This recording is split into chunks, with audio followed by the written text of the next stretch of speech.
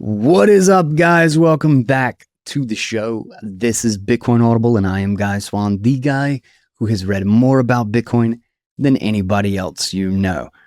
We've got the Roundtable back in action today. Myself, Bitcoin Mechanic, Simple Steve, or Steve uses the word, I think he's Simple Steve now, and then my brother, Jeff. We are getting together and talking about a whole bunch of stuff that has happened, some things that have happened in mining. Of course, we end up going into the drama of the whole filters and everything. And actually, Mechanic and I went back and forth because I still disagree with him actually on one very specific thing about the severity and the existentialism.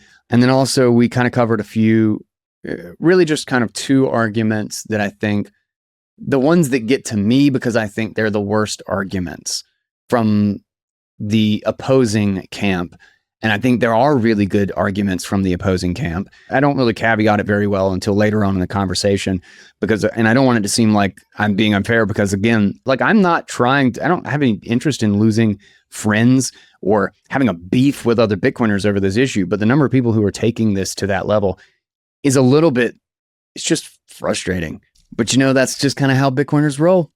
Even the fights about the tiniest little things, seemingly insignificant decisions, end up being super vicious because of how much everyone cares about Bitcoin. I think that's what it's an indication of. But there is a lot going on and a lot to cover. And I try to actually hit like a bunch of different bullet points and go through a bunch of different things. And then we just kind of generally talk about anything in the set of news items that we cover so that we can actually get through all of it and really only need to cover or kind of dig into the things that we are actually interested in. So get ready. This is going to be a fun episode. I hope you guys enjoy it. Don't forget a shout out to Ledin for Bitcoin backed loans. If you don't want to sell your Bitcoin and you don't want to pay capital gains, you can actually loan securely against your Bitcoin. Check them out at ledn.io. And I've actually got a little special link that will get you a little bit of a discount, which is really nice. And if you are ever choosing a company to do this with, go for boring, go for simple, go for what works, go for open books every month, go for proof of reserves. You want boring. The more they're offering, the more features, probably the more likely you want to stay away. Also check out Synonym and the incredible stack of technologies that they are building for a new decentralized web. And to kind of see it in action, you can go to pubkey, pubky.app. I am up there and I also have my pub key so that you can follow me or shoot me a message or something. And then there is Git Chroma making light for humans. I have really been enjoying my Skylight Mini because it's actually battery powered, so I can kind of take it around with me, which is kind of funny because it's not actually within reach right now because I have been using it elsewhere, but it lets me swap between full amber light or full daylight. It wasn't the one that I was expecting to get the most use out of, but I've actually liked it a whole lot. And you get a 10% discount with code Bitcoin Audible.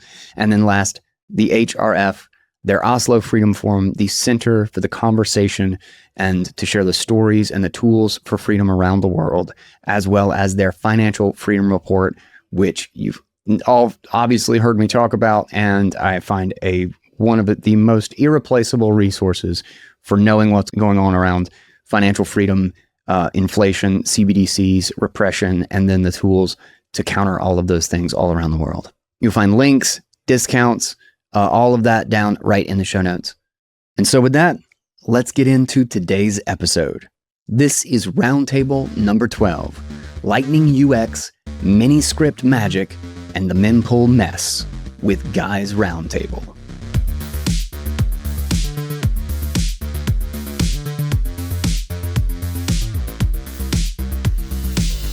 All right, let's go. What roundtable is this? Are we on 12? Is this 12? Is this like our year and one? Or did we hit a year last time? Yeah, that's pretty dope. right. We missed Yeah, one. it had been a year last time. It had been a year, but it was... Yeah, but we missed a had month. missed one. Hell yeah. The Roundtable. We are back. Lots of fun stuff to cover. In fact, because Steve talked a lot about like the pains of the Lightning Network. One of my first ones actually in this list is about the pains of the Lightning Network. So we'll probably get a good little rant from Steve. And I'm over it. I'm good now. I'm fine. Just a general, how's everybody doing? What's up, guys? Steve, how you doing? You looking sharp? Thanks, man. I'm celebrity now, so I got to change my hairstyle every once in a while. Also, Gotta get that LinkedIn picture. I got the best night's sleep I got in like a year last night because I slept in like a tent in the middle of the woods.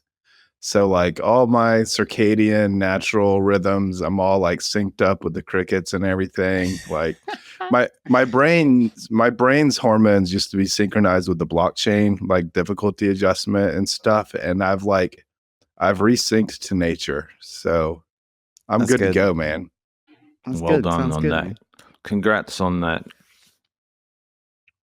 Thank you. Mechanic updates. What do we got, man? Yeah, I'm good. There's like joy and pain going on in harmony, the way life does. So I'm like miserable in the trenches fighting the spam war because, in my opinion, Bitcoin Core has gone rogue and they're ripping out tools that node people clearly want because why would you? This appears to be broken game theory. If the concerns they're levying at us about mining centralization and blocks propagation and stuff like that are true, and we need nodes to altruistically relay as much junk as miners feel like putting in the chain in order for Bitcoin to work right, then we have a problem because clearly a lot of Bitcoiners don't want to relay this crap, and they're not going to. We're up to 18% now that are saying, screw this. Wow, 18% now? That's dope. Yeah. I didn't realize. Yeah, it is. And that's a steady climb.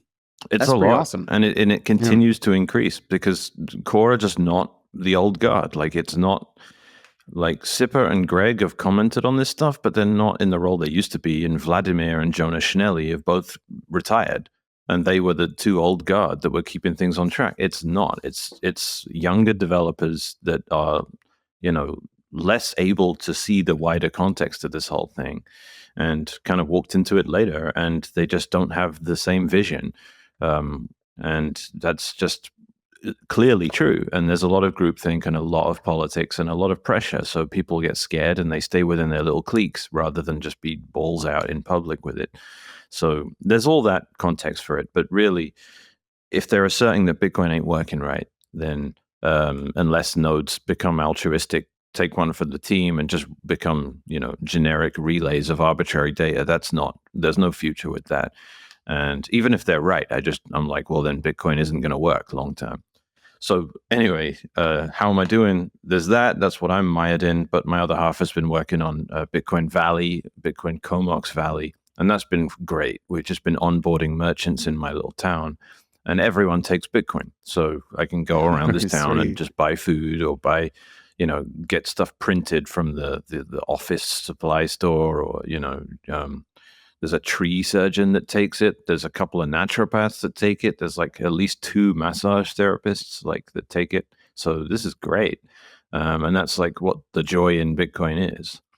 What do they use to accept? So it depends. Like when I do it, because there's a whole bunch of us Bitcoiners in this town. When I do it, I usually onboard people to Moon. And the fly in the ointment with that is if they accept Lightning, then it costs way more than the point of Lightning exists to counter, obfuscate, or to counter. Yeah, but it's but we're working on a white label of Coinos. Coinos.io is this cool thing a guy made that it's like the most unscalable but beautifully practical way to onboard someone in Bitcoin possible. It's like 2 buttons. You go on coinos.io, not sponsored, by the way. I just like this product. Yeah. It's one of the few ways ocean miners can get paid out over Lightning as well, because it supports Bolt 12.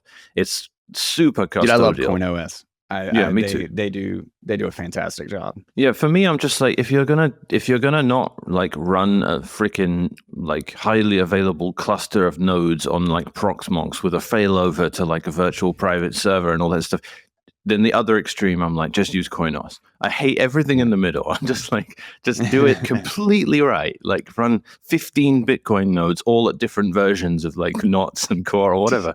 And then like, I need you to do that, or I need you to just run Coinos. Like just complete opposite. I don't want any halfway house, no Electrum. Like, no, like I just want you to do it properly or not at all. So it's been great fun onboarding people, and it's been miserable fighting, core devs. I'll get more into like some of the arguments and the drama and stuff as we go on, because that's all I can really think about at the moment. It's an existential problem for Bitcoin right now, what's going on. So, I can't think about much else, and I'll end my intro there. Jeff, what's up, man? Hey, I'm doing good. I had lots of immigration bullshit. And it looks like we are going to Brazil, and that is like a whole weird thing, because you have to like know when you're going to go and where you're going to stay, and like have your flights scheduled and everything before you get approval to go.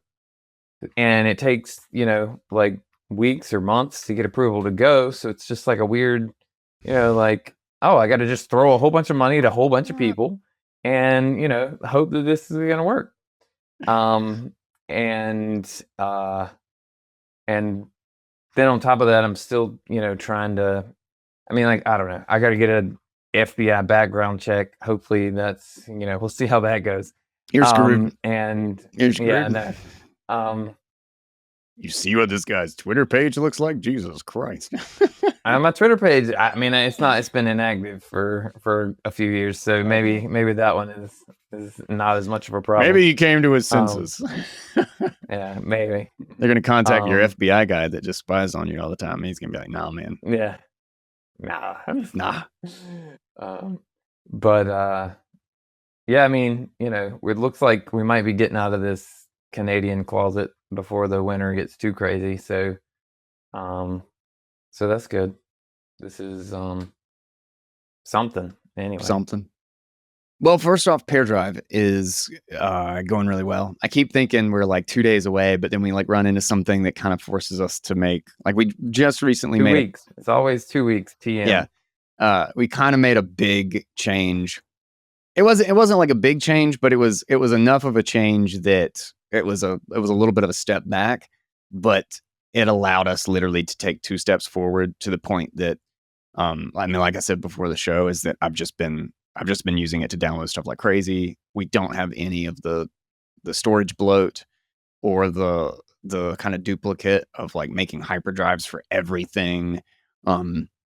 It's just really, really seamless. And I also see like a very, very short path finally to a lot of other things, like turning what is currently file downloads. Like, I just want this whole file, what percent, I got download progress and verification and all of that stuff, but give me just these blocks at just this piece of the video so that I can scrub through it and stream the video off of a computer, and give me like the next 10 megabytes from dot block height or block length or whatever this. So I think a couple of very recent decisions and changes we've made are going to make the next version much easier to start adding some features on. And I think we just uploaded to NPM today. It's private, but I'm going to be able to do just NPM install now. So we have Pair Drive Core. Like, even if it's not like totally working exactly how I want, I think like we're like dumb close to open sourcing now. So when public? I don't know. I'm not even give me a date now. I'm done with that shit. 2 weeks. 2 weeks TM. I'm done with believing any estimates in software development ever. No, it's bullshit. It's all a scam. So there's that. The other thing though is that Pair Drive has taken a lot more of my direct attention, and then also I think the website is going to. And I made a decision in the last like 3 or 4 days. I'm dropping audiobooks. Is Pair Drive like a way for people to collaboratively, like an iCloud substitute kind of thing? It's iCloud without Apple. Does it have an option for not encrypting the stuff I upload there? Yeah, like making it public. Like, the issue I have with cloud storage always is when I'm trying to make backups, they're already encrypted, and I just want them plain text stored on Gmail. I don't want Google to encrypt my stuff for me. It's not like I would trust that anyway. And it slows it down like 90% of the speed is gone because it has to encrypt it as it uploads it, which takes forever. And encrypting stuff over and over again can ultimately just lead to stuff you can never actually recover. That's not like super well known, but if you encrypt a thing with one algo, then another algo, you can often just get in a place where you can't get the original file back. So like it's a bad idea. Obviously, I'm not going to upload like plain text backups of my most important data to freaking, Microsoft OneDrive or some horrific abomination like that. Like, well, it's encrypted during delivery, kind of in the same way that like SSL that's fine. is encrypted. Yeah, but that's just fine. because you're doing it over the network. But other than that, no, it's just the file on one computer and then delivered on another computer. I do intend to have there'll be like the normal pair drive, and then there'll be like the secure drive that will be about sending sensitive information, and we'll have a lot of fail safes and kind of like, are you sure you're adding new peers to this? Do you realize, kind of thing, just to treat it far more sensitively. But no, we want open networks, like, so you can have like kind of a public broadcast, and then like the file's just on your one device and you just want it on the other device, and that's really the goal. But I am also pulling back away from audiobooks, and I haven't told a couple of people that I'm doing this yet, which is sad because I've loved audiobooks and I really love what I get out of them, but I've also just come to realize that they are far and away the largest cost in time and resources on my side. And the lowest return. And the lowest return, without a doubt. And they've taken away from, like, I can't do any of the videos, any of the writing, and any of the story stuff that I've been slowly getting into. I'm just realizing I'll never be able to really pay attention to those things if I've always got 3 audiobooks on my back. So I will be shutting that down for the foreseeable future, and probably turning down a few projects that I showed interest in, which is going to be sad news for people. But I think it's the right thing to do. I'm just, my time is spent, and I gotta get some of it back, and that's the place where it makes sense, I think. So that sucks, man. I really like the voices that you did. I appreciate that. I really wanted to get into fiction. I really, like, Lynn was giving me, and dude, the book so far is like really interesting. I'm kind of into it, but she has her new sci-fi, and she gave me first run on it, and I even did like half of I don't know, I'm not even sure exactly how much, but I recorded part of the first chapter, and I love like doing the voices and like the voice acting. Like, I love like really getting into it, but that degree of audiobook is actually more detailed. It makes it even more difficult. Yeah. It just, there's more editing involved. It's just way more. And when I realized I was going to turn down Lynn Alden's next book, I was like, that means I'm turning them all down, So that was that. But I'm not going to take it off the table indefinitely, just because I don't know. If I have the time and I'm not doing anything else, I still love to do an audiobook, but it's not going to be a formal part of what I'm doing for a while, I think. At least for good reasons. It's because I've got a crap ton of other stuff to work on. All right.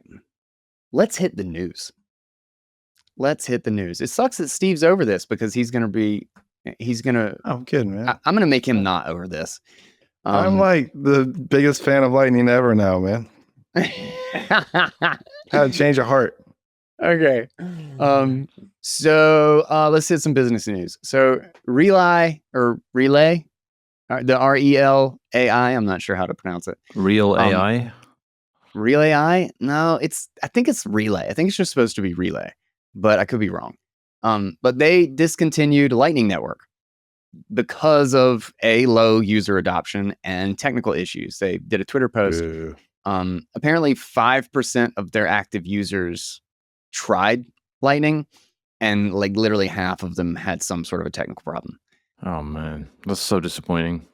But part of it was poor integration quality. Some are saying, I think it's probably, all the things that we've talked about, is this invoice wasn't supported, this standard wasn't, like if you don't, kind of like Mechanic, what you're saying, if you don't go full in and just go all the way to the end, which is still going to have problems.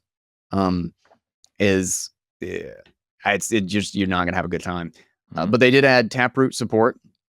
Then BitBit launches self-custodial tipping on X powered by Spark. So I saw this and I still don't understand how it is.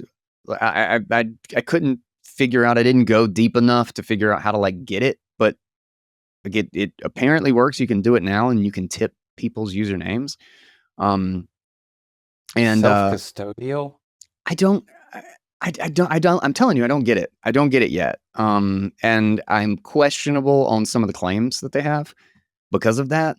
But according to the article and some of the things that were posted, this is what it is. It's self-custodial tipping on X.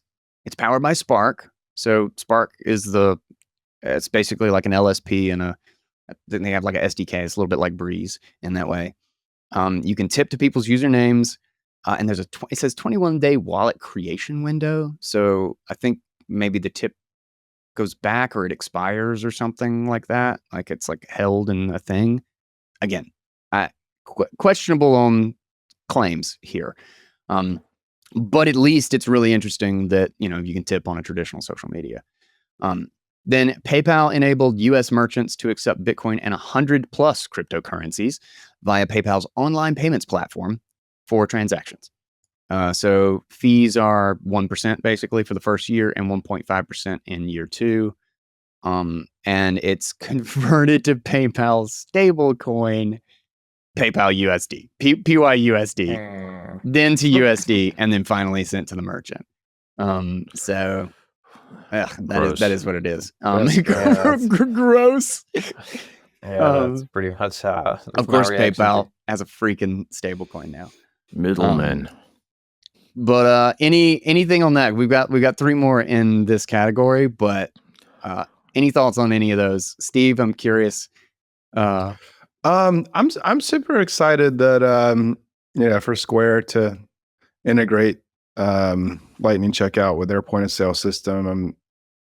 I like that because it gives kind of a default or kind of a what do you call it? Like everyone kind of agrees like a standard. Selling point. Yeah, there's just so many formats and different wallets default to different formats. Like when I was buying food from a food truck at the Honey Badger conference, I could pay those invoices with Aqua or Phoenix, but I could not pay those invoices with Cash App because just whatever.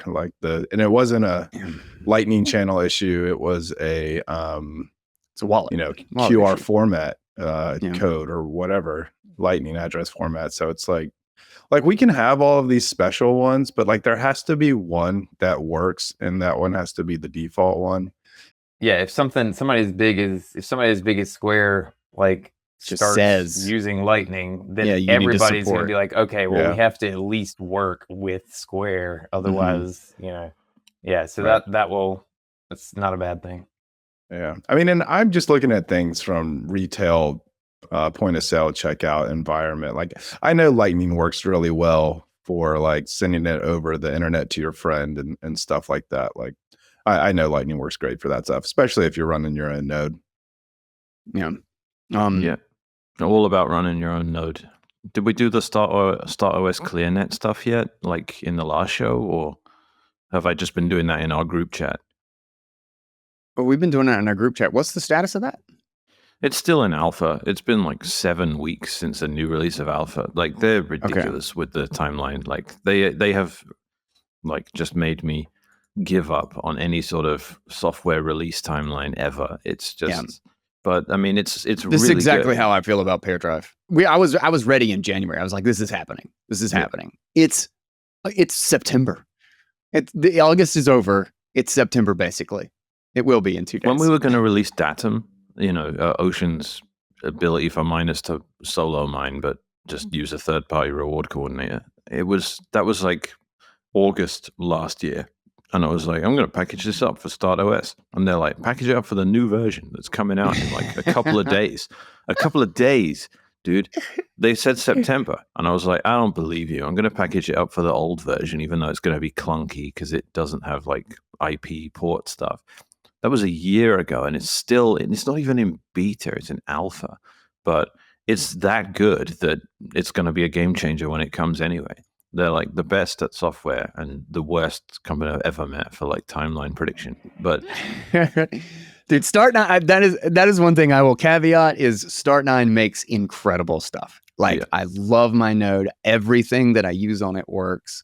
Like I've been amazed, and the fact that they release it to work and it's actually like I feel like it's secure and it's been tested, and they did their due diligence. But you were right. It's going to be a year and a half after they tell you it won't be available. yeah, I mean, Where's the router? Did we pay? I paid for a router. I already bought a router. I don't know where it is. Yeah. I bought a day. Ubiquity One day. router in the meantime, and I'm enjoying that. I don't know about the Startos router. I think that's a 2026 story. They're not doing like whatever. Probably. I don't care. I'll wait for it. regardless. for it. Here's how I want it. Here's how it shakes out. So there are two methods for Clearnet on StartOS, and I've only used one of them so far, and that's the port forwarding method. Basically, you go and buy a domain. Then, if your StartOS machine is on your home internet, you have to get dynamic DNS because your IP address is going to keep changing, which means you can't use it as a server. Dynamic DNS basically is a service that gives you a domain name with the ability to keep having its IP updated by your router at home, which says, "Hey, our IP just changed," and it tells the DDNS server what that new IP is. Then you buy another domain, and that can be like guyswan.com or whatever you want it to be, and you set up A records and CNAME records for that to point to the DDNS domain. That's all you have to do. Then you go into the StartOS machine. Well, you go on your home network, you forward port 443 to your StartOS box and any like bespoke port for like 8333 for Bitcoin, for example, or like 4 whatever for Lightning. And then you just go to those services and you go to the Clearnet section and you just add a domain. So if you want your Lightning available over Clearnet, you would just use a subdomain and you would add like lnd.guyswan.com with the port appended. And then it just shows you a QR code for it. You take Zeus Wallet or whatever, scan it, and it just connects to it from anywhere over the public internet at that point. Like it works like a literal service you'd use from a like third-party big data platform. It works that well. So like I open Zeus now and it's like, less than 2 seconds, pow, right there. Pay a payment, less than 1 second. There's no like Tor or trying to tunnel into my home network with a VPN and stuff like being weird. No, I'm just using Clearnet now. That's amazing and it's great. Like I have my own search engine hosted and all that, and it just works on my laptop from anywhere on any network, like a real self-hosted dream, right? Without having to use Tailscale or any of that. Then they have this other method, which is the router in a sky method. It's really, really complicated, but they've obfuscated all the complication with one script. So you just go in and you have to buy a VPS for this. So like Amazon Web Server or Azure or DigitalOcean or something like that.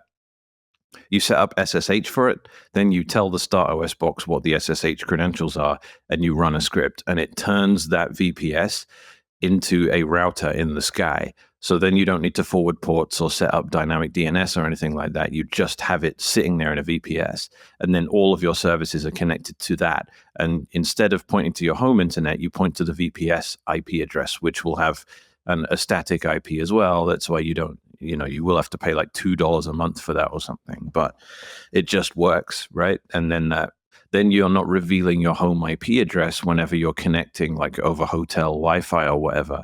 You're connecting just to like an Azure or Microsoft IP, and you use that to tunnel through to everything in your home network without anyone knowing anything. So it's probably the better method, but that one isn't quite working right yet. There's still a bug in the script, but I've been doing all this manually for years, and the way they've obfuscated everything and make it just That's work. what I was about to ask. How's the flow? Because like that's something that like if I explained that to anybody, like I could go through that whole process, but I don't really want to go through that whole process. It's just because I have Namecheap and I've updated records and I have some domains sitting around I could probably use. Mhm. But how does this work from the perspective of if I gave someone a start 9 and they didn't have all of this stuff, what does the flow look like in their UI? I think it's like the UI is the end bit. Like when you're in the Start Mhm. OS UI, then you've done everything else because you have to go and buy a domain. That's nothing to do with them. You have to set up dynamic DNS, which has nothing to do with them. And you have to forward a Okay. port in your router, which has nothing to do with them. Once you've done Gotcha. those 3 steps, you go to the Start OS UI and you're like, hey, I want Lightning to be accessible over Clearnet. You just click on interfaces, click add Clearnet domain, and then make it what you want. So you just give it the right subdomain, lnd.whatever.com, and then it will just work. But that's the payoff at the end where you get to just add Clearnet domains in the StartOS UI, and it's literally just one button and typing in a thing. Oh, you Gotcha. also have to install the cert in whatever device you're connecting from. I should point that out too. Theoretically, since they're offering a router, this could become very easy to do, though. Yeah, Yeah. that will make life a lot Yeah. easier with their own integrated router. They'll obviously make that play nice with all this, but Yeah. we know that's not going to be for like. I reckon the Right. router is not going to 2 be a thing years. until 2027. To be honest, 2 years. Yeah. 2 years. TM. they need a bigger team. They need a bigger team, or they need to do another raise. But tying it back into the other topic, like so many people are buying Start OS machines because they want to run knots. Like they are continually sold out. Every month they're running out of servers because so many people are buying Start OS machines and running knots. And all those people doing that are running listening nodes, at least over Tor, which means they look great on the stats. And that's why we've been growing so fast. Like, because a lot of the core nodes out there are non-listening nodes. Because they're just running crudely on a desktop machine. But all the Start OS and Umbrel machines and all that, they all listen over Tor. And we had some attacks, right? We should go into the attack on not home users from Oh Portland. man, I Hodl and all forgot that. about that, and that's not even in my list. We should maybe get into that real quick. Jeff, were there anything to add on the few things we covered? I don't even know what we covered. Yeah, we're talking about Lightning UX. Yeah, Lightning UX basically. No, I mean, I don't know. My interactions with Lightning have been very limited lately. Aqua, I like the improvements in the wallets that I use, but I don't have much to add there. Oh, actually, on that, this isn't actually anything to do with Lightning, but I am super stoked, and I got this like an hour ago. Was the new update for Nunchuk? Dude, I what am do they do? so excited. So Nunchuk has been my go-to for a long time now. Yeah, Nunchuk's And great. my favorite wallet. I have tons of different multi-sig setups and stuff, and I've always dreamed about the different sort of like time lock and like hierarchical multi-sig and all of this stuff. They have full support for Miniscript. They just released it. I have it like right now. I haven't done anything with it. I haven't started a wallet, but now I can totally do and they have like some built-in templates that you can just select. But if I wanted to, I could do a 2 of 3 multi-sig with a 3-month time lock for any other of this set of keys with like a 5 of 7.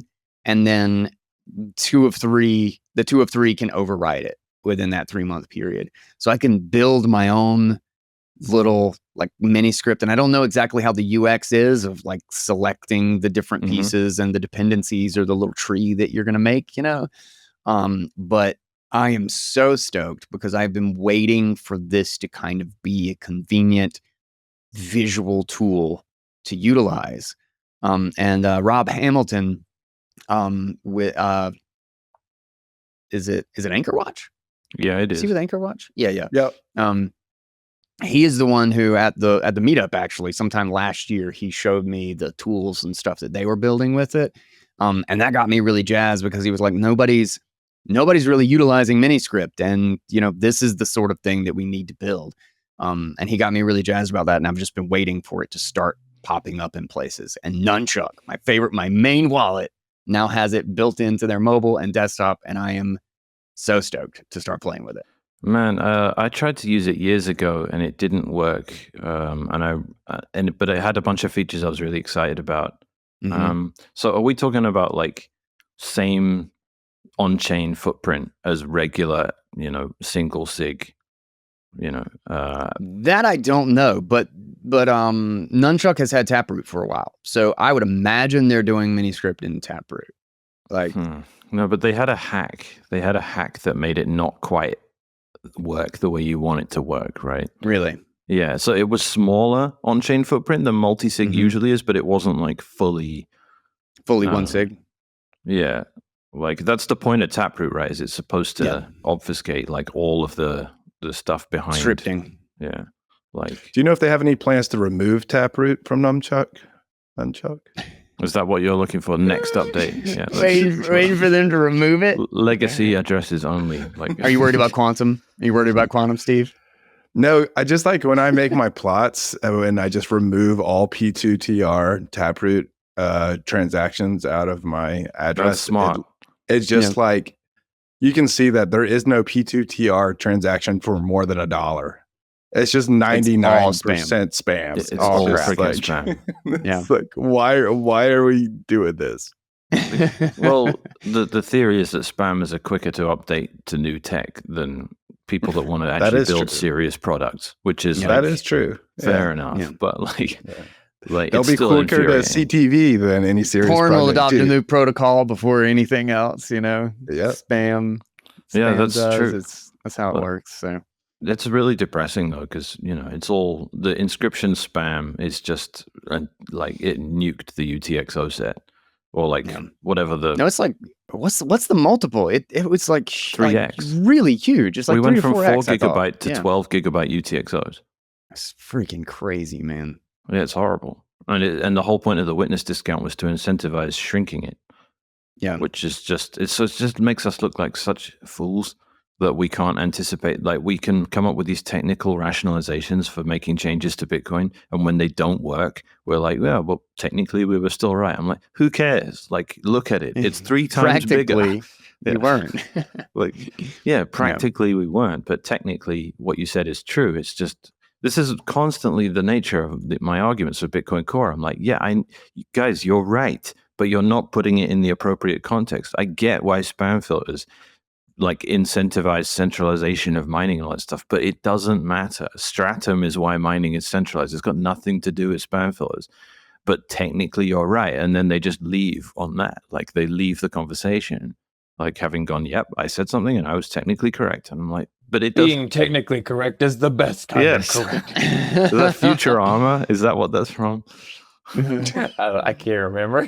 Dude, BitMEX actually has 2 things on their blog, which I find interesting because one of them is showing that filters don't work because they got together and figured out a way, like using just the idea of information theory, which they rightfully point out that the idea that information theory disproves filters, it's not that you can't like say that information theory is a broad spectrum of what we think about, how we think about information theory. I just think about information itself. So they rightfully kind of like caveat the notion or the claim. But they say that, basically you can't stop it because they were able to actually hide a JPEG in private keys. Right. And what they did was they created a kind of like a 15 signature or 15 key system where 14 keys to 14 addresses actually have if you release your K value, your secret or whatnot, that anybody can actually pull the image from that set of UTXOs. But still, because it's locked with, there's a 15th, you still have the private key where you're the only one who can move it on chain. But all I could think when I read the article is that like how convoluted of a system, like it's to create the most impractical possible way to accomplish this, and to do so in something that's so information inefficient that nobody would ever even do it. Like they had to use like this tiny little JPEG that was like only black and white because they're just doing like basically zeros and ones. And it's like nobody's ever going to use this. It's like one of those things where somebody's like, I finally have the perfect bit VM architecture thing that does all of this stuff and it's got unilateral exit. And it's this crazy construction where you have to have nodes that watch, and you have to have service providers, and you have to have, like, it's, you know, it's like a 10-piece convoluted puzzle. And I'm like, yeah, you know, it sounds great when you talk about what you supposedly get out of it. But if it takes 100 different things to set it up, like nobody's ever going to use that. That's not a tool that's ever going to become a product. It's just theory, you know. It's just a fun developer experiment. And you've created something that costs 15 times as much, so you've literally created your own filter to filter out what you're... Yeah, they put it literally in the UTXO set, which is the most expensive way, which is literally all filters are even trying to do anyway, is to balance out the cost. And those UTXOs are actually still spendable because you still have the private key to them. So you can prune them later if they actually get spent from. So it's kind of like suggestion. And it's one of those things too, like this is the argument that comes up over and over again that like really bugs me, is not realizing that the whole point is to just balance the costs, because right now they're getting a discount and they just shouldn't get a discount. And none of this relies on, it's back to the same thing of like, well, you can still get spam through the filters. Nobody ever said you can't get spam through the filters. Why is this always the argument? Why did they just come up with a different way to say spam can still get through the filters? Of course it can. Yeah. That's not the point. That's of course spam in my some Gmail of it account. I still get spam. Does that mean that you shouldn't have any filter at all? Just because some spam leaks through. And it's a contradiction as well, because they keep saying at the same time that it's a slippery slope to censorship. And I'm saying the reason that you can still evade spam filters is why they aren't a tool for censorship. That's why I'm all right with them in the first place. And this has been a constant gripe of mine. You can't be concerned about censorship, but also concerned that they sometimes don't work, because the two things complement one another. It's, yes, a sheep can end up on the wrong side of the fence sometimes, but you still need the fence generally, and it still has an effect. That you, just because a sheep escaped one time doesn't mean you get rid of the fence. And that's a pretty solid analogy here. It's not that obtuse. Like, it's a pretty good... And it's just about effectiveness. It's got nothing to do with like your fence is centralized or email and Gmail is centralized. That's totally irrelevant to the point of the analogy. You know, like it's like trying to make an analogy about like pressure in a can or something. It's like, well, your can's going to be red instead of blue. It's like, well, the color is irrelevant. We're talking about the effectiveness of the filter and whether or not you get rid of it because it's not 100% effective. Yeah. Which obviously any filter isn't. But the thing about the censorship argument is that it's completely confuses the point of why censorship is a problem and where censorship comes from. Like, if you have 100,000 miners in a decentralized way, all deciding individually what they want to include or not, and them all coming to a general consensus that they don't want to include this type of thing, that's not censorship. That's got nothing to do with censorship. That's got nothing to do with any of the problems that make censorship a problem. The reason censorship is a problem is when Twitter decides to censor something, and even when all of the users choose not to censor it, it still gets censored. But if every single Twitter user decides they want to block people who are posting porn or dick pics on Twitter, that's not censorship. That's the community deciding what they value in their social environment.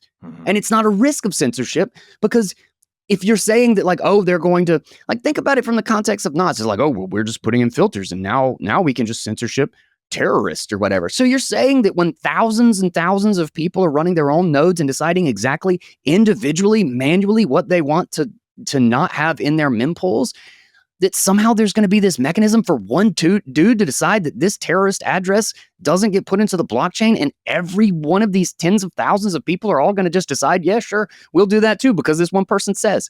It's about central control. Not everybody makes a decision and ends up coming to the same conclusion. Like, exactly, man. Jesus. Yeah, you're so right about it. Yeah, this is the whole libertine reversal thing too, though. I mean, like, or Israeli reversal. Like there's a whole bunch of like political discourse that like it's exactly what they do. Is that like if you don't just love the fact that I can go, you know, have an orgy and smoke weed and do whatever I want, then you're evil and trying to like, attack me or whatever. Just like, dude, do whatever you want. It's I don't further think than it's that. healthy for you. It's if you don't help me do the thing I want to do, you're Right. obstructing me Right. from doing the thing I want to do. You're Yeah. obligated to Yeah. help me. Yeah. Yeah. It's and this is the annoying thing about it. I don't have to relay your shit. And I'm getting increasingly furious with people that are trying to shoehorn in a rationalization for me doing that. If you want to send a picture of child porn or whatever it is from you to a Bitcoin miner, I have no obligation to assist in that. And I'm not going to. And if that somehow breaks the game theory of Bitcoin, because miners are putting stuff in blocks that aren't getting relayed, and therefore blocks are more slow to propagate around the network, and one centralized miner offering a service to add that stuff out of band is growing at a rate that outpaces everyone else because they got this additional revenue source. Something's broken with Bitcoin there, and we need a real solution. It's not ripping out spam filters and telling everyone you just got to relay it and can't have a problem with it. Because guess what? We don't want to do it. There's enough of us that aren't going to do it, that if that's a problem, we need a real solution. And why is it that you're telling 85,000 node users you can't filter spam anymore? For the good of the network, we need to remove filters just so you have no way of doing it anymore. Why can't you turn around to the 5 or 6 miners in the world and say, yeah, you guys can't put this in the chain anymore? That seems like a way more practical approach, especially as they're not going to lose much money doing it. In fact, it's not going to make any difference because it's just, well, however much revenue and money in mining there is accounted for with whatever the network difficulty is. Miners don't make more money when there's more income into mining. The difficulty just goes up. So it makes no difference. There's no like official definition of, or I've never seen this like as an official definition of greed that makes any sense. I think the official definition is like a desire for more. But like a desire for more can't always be a bad thing. Like we have this negative connotation of the word Yeah, it's greed. ridiculous. But my definition is the desire for more at the expense of someone else with no regard for the cost or who has to bear it. And in that sense, that is literally like if these miners are trying to add something out of band so that they can make money at the expense of the rest of the network, it's literally the greediest fucking thing you could do. It's exactly the sort of thing we're trying to fight. We don't want someone printing money at the expense of everyone else. We don't want people doing these like tragedy of the commons bullshit things to the network at the expense of everybody else.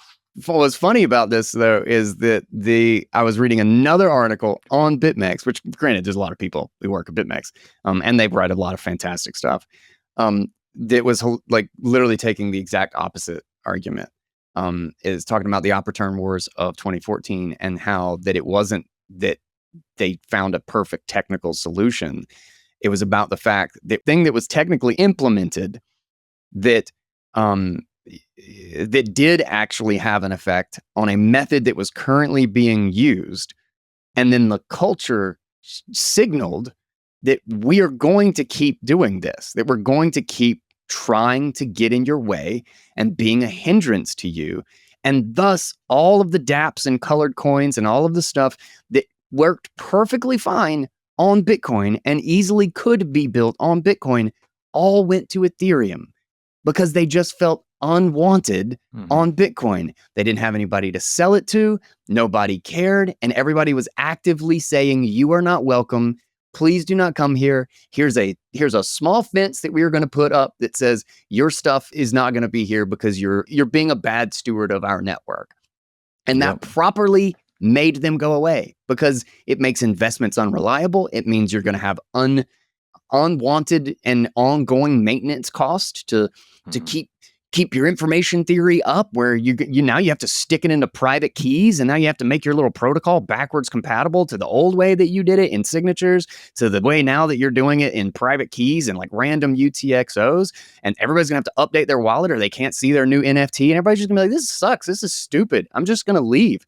And it's not because it filters everything, it's not because it's censorship, it's just because this is a poor use of the chain, it's bloating the system, and a simple, ineffective, not 100% effective filter will prevent them will align the cost.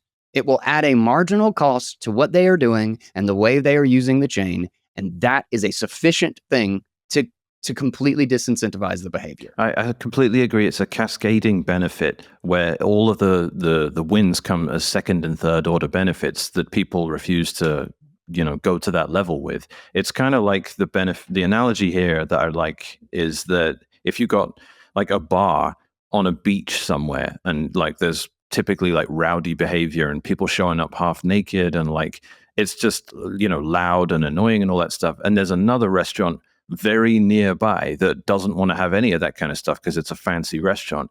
All they need to do is say something like, you have to wear shoes, you can't show up here in flip-flops.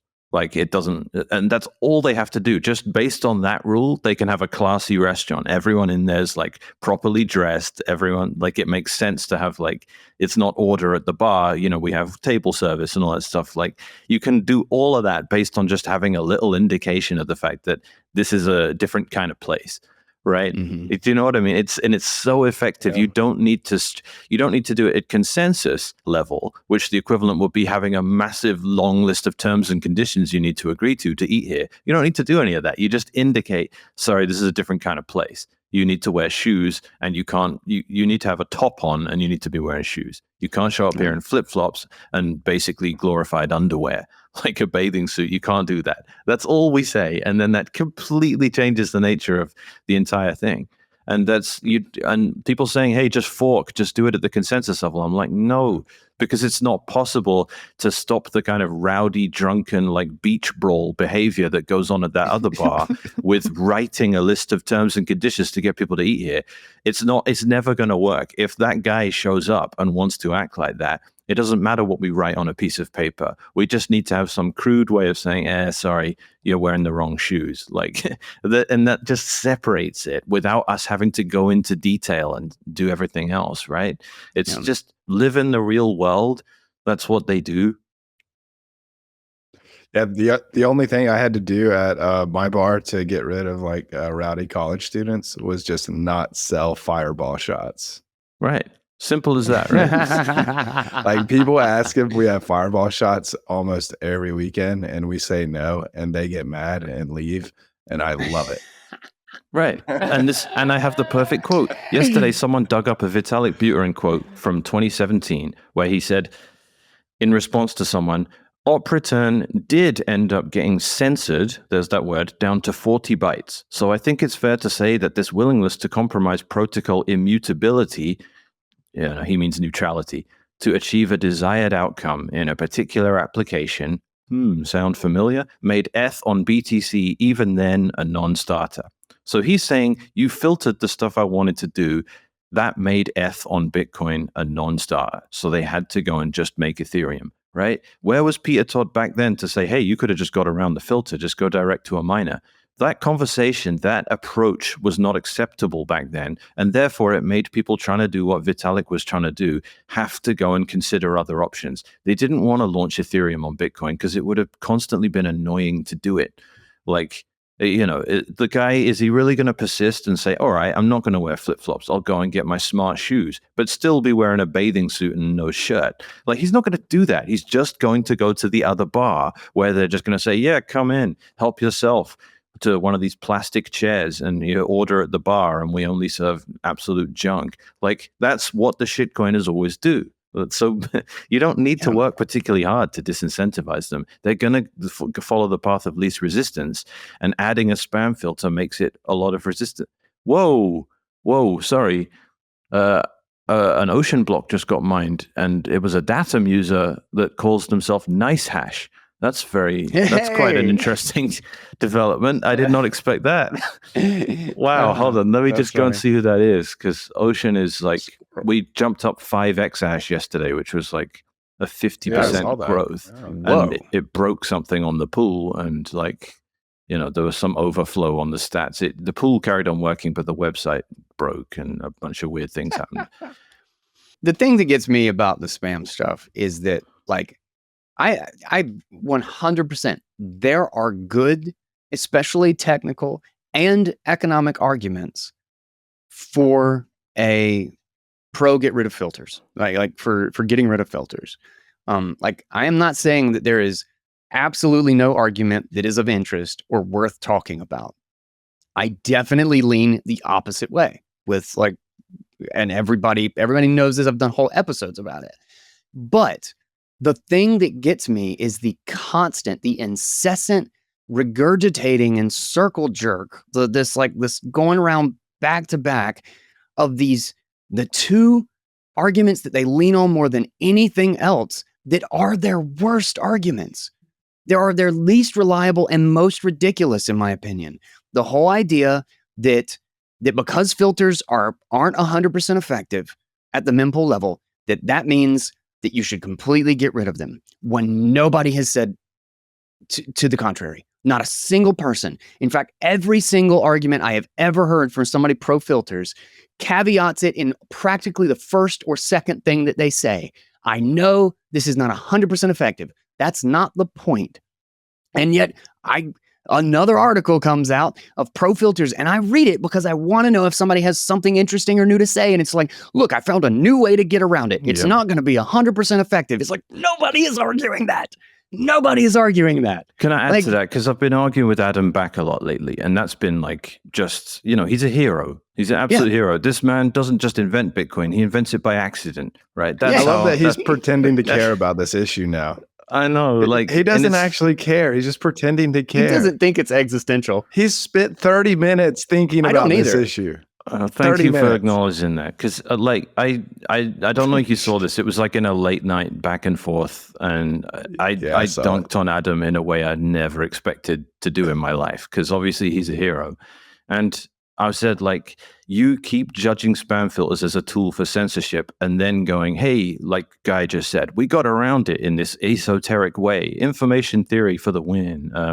The internet treats censorship as damage and roots around it. You're never going to be able to do this stuff. And it keeps, if you want to make Bitcoin optimized for a particular use case, which is money, you need soft disincentives for other use cases. If they're hard disincentives, then that turns into censorship. So you need something in the middle. You can't be completely permissive with everything, because then the chain is just going to be tragedy of the commons and fall into disrepair and be garbage.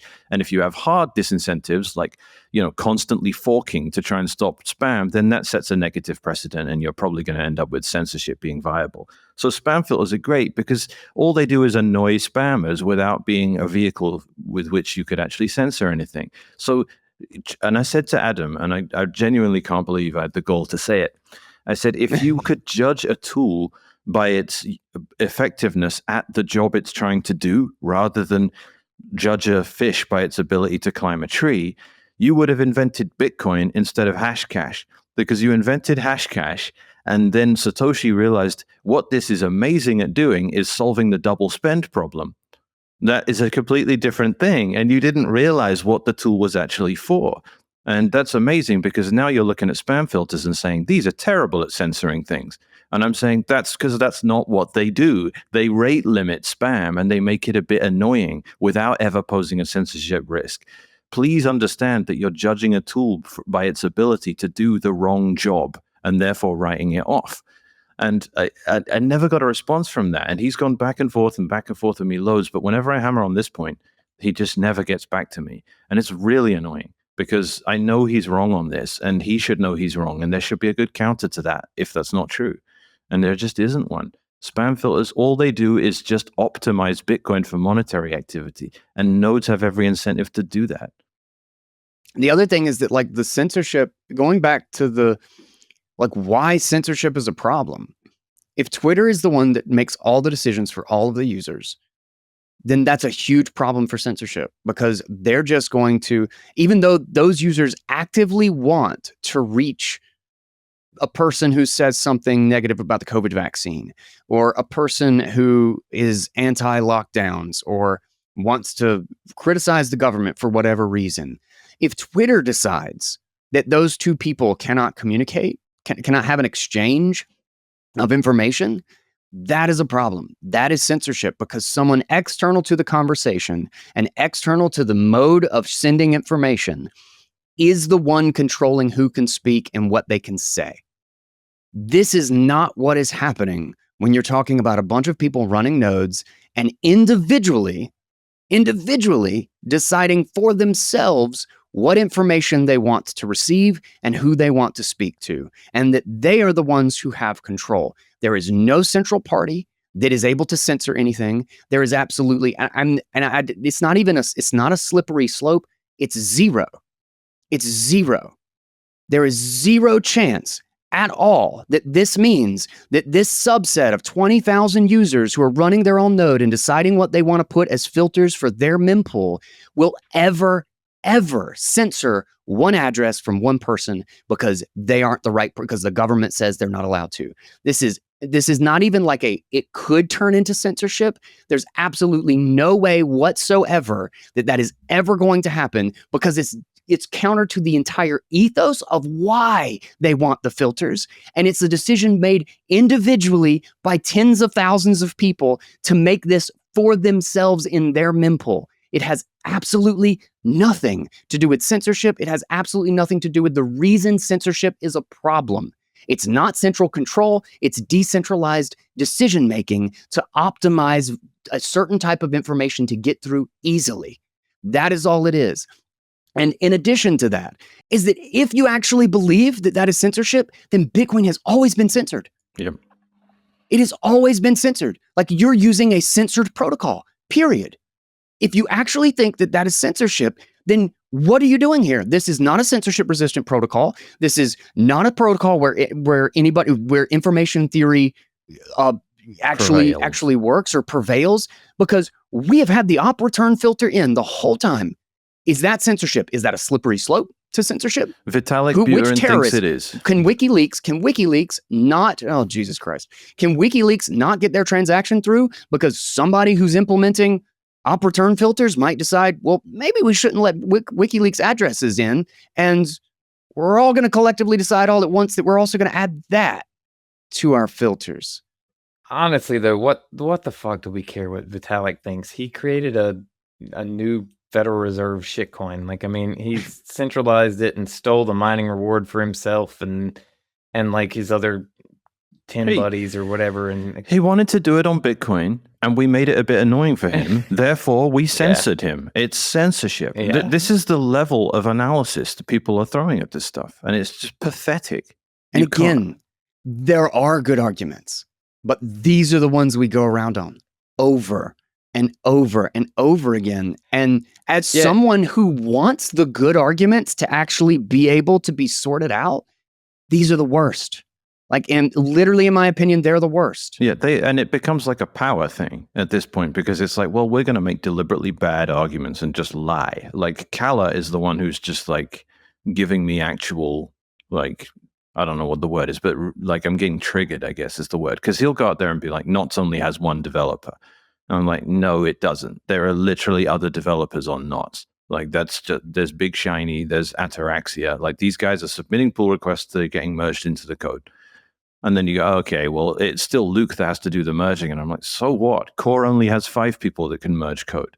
That's not magically decentralized. 5 doesn't mean it's decentralized while 1 doesn't. Like, you know, this is a nonsense argument, and you're only saying it so that people are like, ooh, Knots only has 1 dev. I'm scared of running it now. It's designed to shape the opinions of people who aren't paying that much attention. That's what politics is. You just say something that makes the whole other side look like a bad idea, who aren't prepared to really think about it. And you let that disinformation just spread, right? It's very annoying.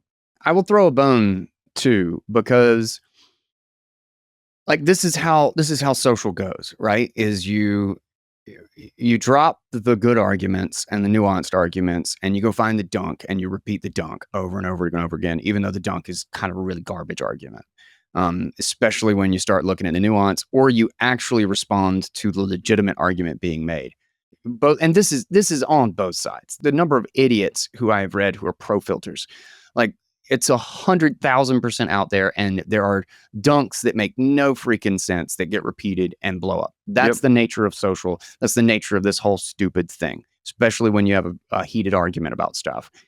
But the serious people that are leaning heavily, like that just bring those out and refuse to have a conversation about the real arguments, that's what drives me crazy. I love Callie in every other way. I follow everything he built. I love the eCash stuff and the eNuts, whatever. But when I hear that same stuff come out again, and I'm like, who are you arguing with? Nobody said this. Nobody said this. This isn't the argument. It's just, they set up straw men and knock them down over and over and over again. And it's just like, please explain, like take the whole piece and explain where anybody made that argument exactly. Are we actually going to have a conversation? Because we are all Bitcoiners. Mm-hmm. Like I 100% believe everybody's trying to do the best thing for Bitcoin. But are you actually going to have a conversation? Like, are you willing to sit down and have an honest conversation about it for Bitcoin? Or are you just, is Twitter dunks the most you're willing to invest in it? I don't know. No, I agree. And I do genuinely think that all the people that are most hostile, there's the most hostility between me and them, like Shinobi and like Portland and all these people that are like aggressively, throwing shade and insulting me personally and all that stuff. I do believe that if and when this whole thing is resolved and there's another massive issue, that we'll probably be on the same side. And I'm trying deliberately not to like, I don't know, scorch the skies over it, because I've been on their side in previous fights. I know Shinobi's a really intelligent guy, and he's definitely going to outclass me when it comes to understanding a lot of the technical elements of Bitcoin. I just think some people him and many other people are just straight up wrong on this issue. And sadly, a lot of it just seems to be, look, like Mandrick at least has the balls to come out and say it. I don't understand it, but Greg Maxwell said X, so I now think X. Like, at least he just comes out and says that. Yeah. I'm like, all right, you're trusting the science. Okay, I get it. Like, but here's Greg Maxwell saying the opposite 10 years ago, back when the community was a bit different. Like, so, he doesn't want to get into it. I don't want to drag him into it. Mandrick's a good guy. Everyone likes Mandrick. He's like the David Attenborough of Bitcoin. Like, you can't dislike this guy. It's just, it's a rule. It's like Bob Marley. Like, you have to like Bob Marley. Like, you're just not allowed. Like, anyone, like metalheads, opera heads, whatever, we like Bob Marley. It's just a rule. And I also will say too, is that I don't share your degree. This is a perfect example, actually, is like 98% of the time I would agree with all of those other people as well. And I do think this is a really important issue, but I also don't think it's existential, at least in the way that I think that you talk about it. I'm almost more aligned with Adam Back in that sense, even though he seems to lean the opposite direction in how he's arguing. I definitely lean, obviously, pro filters, but I don't think it's existential either way. I don't think pro filters are censorship, as I've made very clear. I think everything that's happened in the last year, the fact that knots are 18% of the nodes. I think this is like one of those things. There is a culture. There is a buildup of like how the infrastructure and how things are thought about. And I think this is kind of the evolution of the social layer, which inevitably the filters are going to be in. Because it is a soft barrier. It's not a consensus thing. It never will be. And it is because of that, it's going to be a messy evolution. It's going to behave a lot like politics, really, which is messy, shitty, sucks. Nobody likes it, but it does end up mostly coming out in the wash, so to speak. I disagree strongly, and I understand on the surface, and I think you have. I still think fees are fees are just going to get high.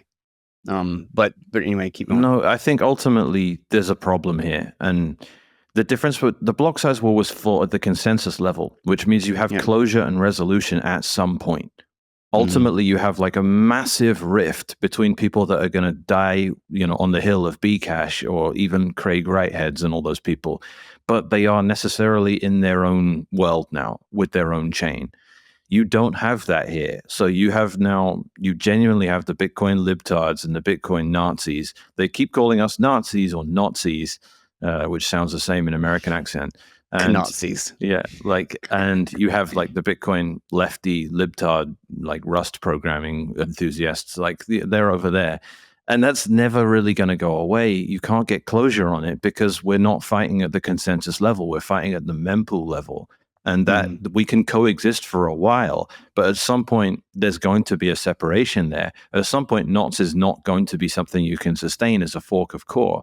Core don't really like knots people doing it, and knots people are going to get different enough in their requests that the thing becomes its own standalone software. And then you have Luke like just thinking about all the practicalities of this. How sustainable is this rift before it becomes a full-on division that isn't represented in Bitcoin as a consensus discrepancy, or eventually even leads to that? Because if they start going down one of the soft fork routes, like not CTV, but InstaGibbs's variants of it, that's a bit like CTV, but has the annex in, which Jeremy Rubin didn't like, and that makes it more spam prone. So obviously Luke hates it.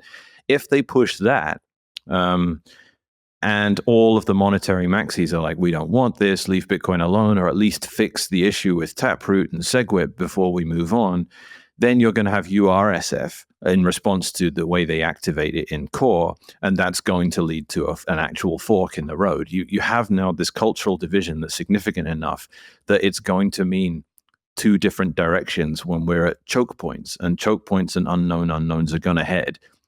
So the spam filters, if it was just about whether we have more big op returns in the blockchain or whether we don't by virtue of us not running core, that is a non-issue for Bitcoin for the most part. I agree.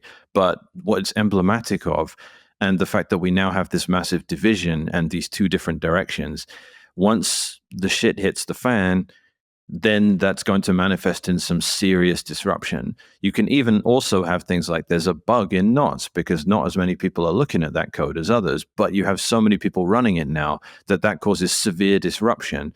And, or you have something where there's a bunch of people that are furious with core, some defectors, but they don't like knots either. So they go and make a third thing. And the die has been cast now, and things are now going to progress in a we've had this whole luxury of centralized, everyone just runs Bitcoin Core, everyone does what they say, and they've been good actors and good stewards of the protocol. And now we don't really feel like we have that anymore. Even if you disagree with my assertion that we don't have that anymore, or that should have manifested, we now have a massive chunk of Bitcoiners that are never going to run Bitcoin Core again. And that's different. I don't know what that looks like, because they're running on the same network. They're not about to fork off at the consensus level, throw a bunch of money at regular Bitcoiners and fail to usurp the network or hijack Bitcoin, as Roger Ver ironically tried to do. So I don't know where we end up, but there's loads of implications and loads of mess coming. Like it definitely happens with soft forks. I think that's going to be like, okay, where do you stand? You can't just be an angry knots guy yelling at the core users, but nothing actually changing, and we all have the same blockchain. Something's going to come, like there's going to be a fork in the road, and you're going to have to choose left or right. And here's the reason why I completely get what you understand or what you're kind of the map that you're laying out there, but I think that would have kind of been the outcome earlier on in Bitcoin's life. I think now, if we get to that point where there's some sort of a soft fork and there is some apparent, like literal, like fundamental divide going on, is that the soft fork just doesn't happen because the economic incentives to not hurt the overall network, and there's too many different ways. Going back to, Steve and I, all of us actually have talked about this multiple times in the group about how there's no end to kind of the innovation of like what we can do to make this thing work better or implement new technical tools or means. I'm reading a paper on Glock, which is actually like really fascinating. It's a white paper that's putting in a much cleaner and more efficient construction of kind of an arbitrary code execution that allows you to have more advanced like scripting stuff. It's really at least an interesting idea. But the point is it's something that this was never going to be possible, and we can't figure this out, and they've got a way to do it. And now we figured out how to do signature aggregation with SecP 256K1. Also something, I'm not sure if we'll ever be able to do this. Well, now we can do it. And in that same sense is we're going to have things like UTXO. The bigger the UTXO set becomes as a problem to run a node, the more pressure and attention of people who care about it, like us, will be on fixing that problem or mitigating that problem. And we'll just figure out there will be a technical solution to the fact that the UTXO set is just freaking huge.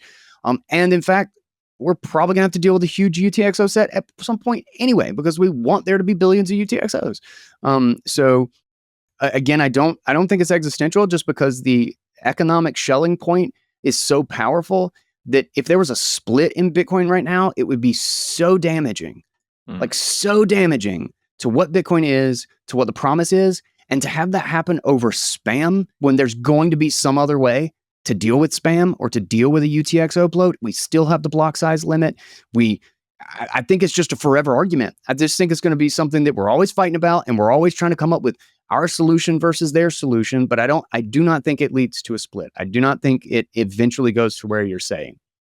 If you had the core dev, let's say all the core devs are like on board, let's put this, this thing in there that's going to remove filters and make spam easier to do and whatever. It satisfies a bunch of shitcoiners or whatever.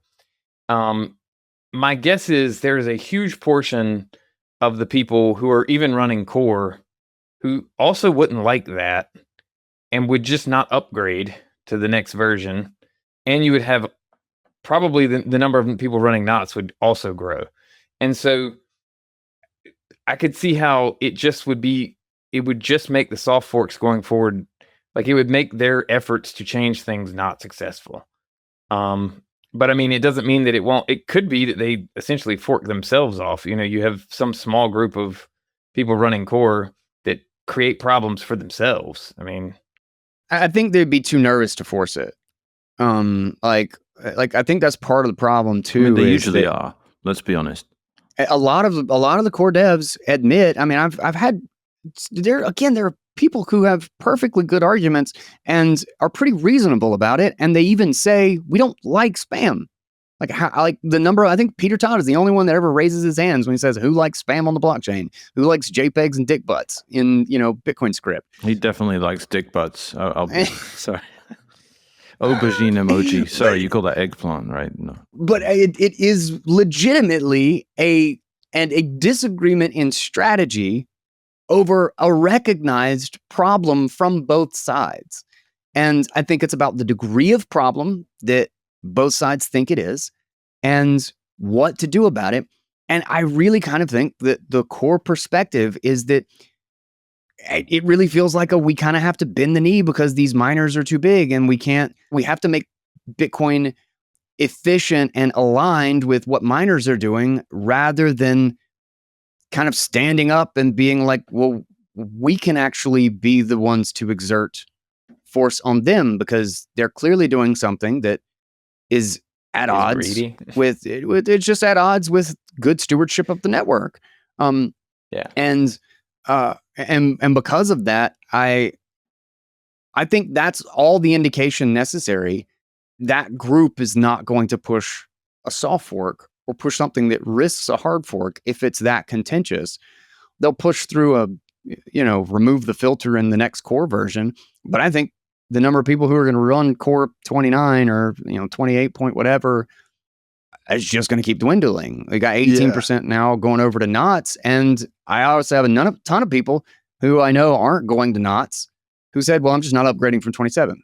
Yeah, that's what I think. I mean, I got to run here in a second, but I'll just throw in my perspective there. That's what I keep thinking about is like I sent out a Twitter post that got just like crazy likes where I was just like describing the average person. And if you guys are talking about economic nodes, and they're definitely going to upgrade, and that's one thing.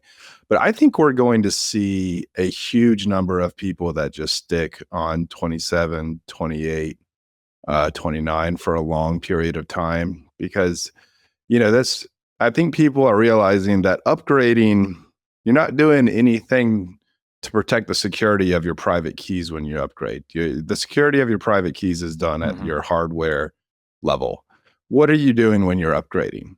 I mean, like you're making maybe something work a little better, a tiny bit, maybe increase DDoS like the things you're doing when you're upgrading to the average person are just really nothing when you think about it. There are security vulnerabilities and stuff though in older versions. Yeah. When you say that, you worry people, and you shouldn't do that, because when you say that there's security vulnerabilities, the thing they think is, oh, my hardware wallet might be less secure. And that is like totally wrong. Like when you say security vulnerabilities, It's like edge cage stuff about node connections and you know, it's like I haven't upgraded my Apple Mac OS, or like I don't upgrade shit like that. I never have any problems with anything like that. Like, and it's even less when it's talking about my hardware wallet. I mean, there's no chance any upgrade of anything is going to affect my hardware wallet. And so it's like, why am I upgrading?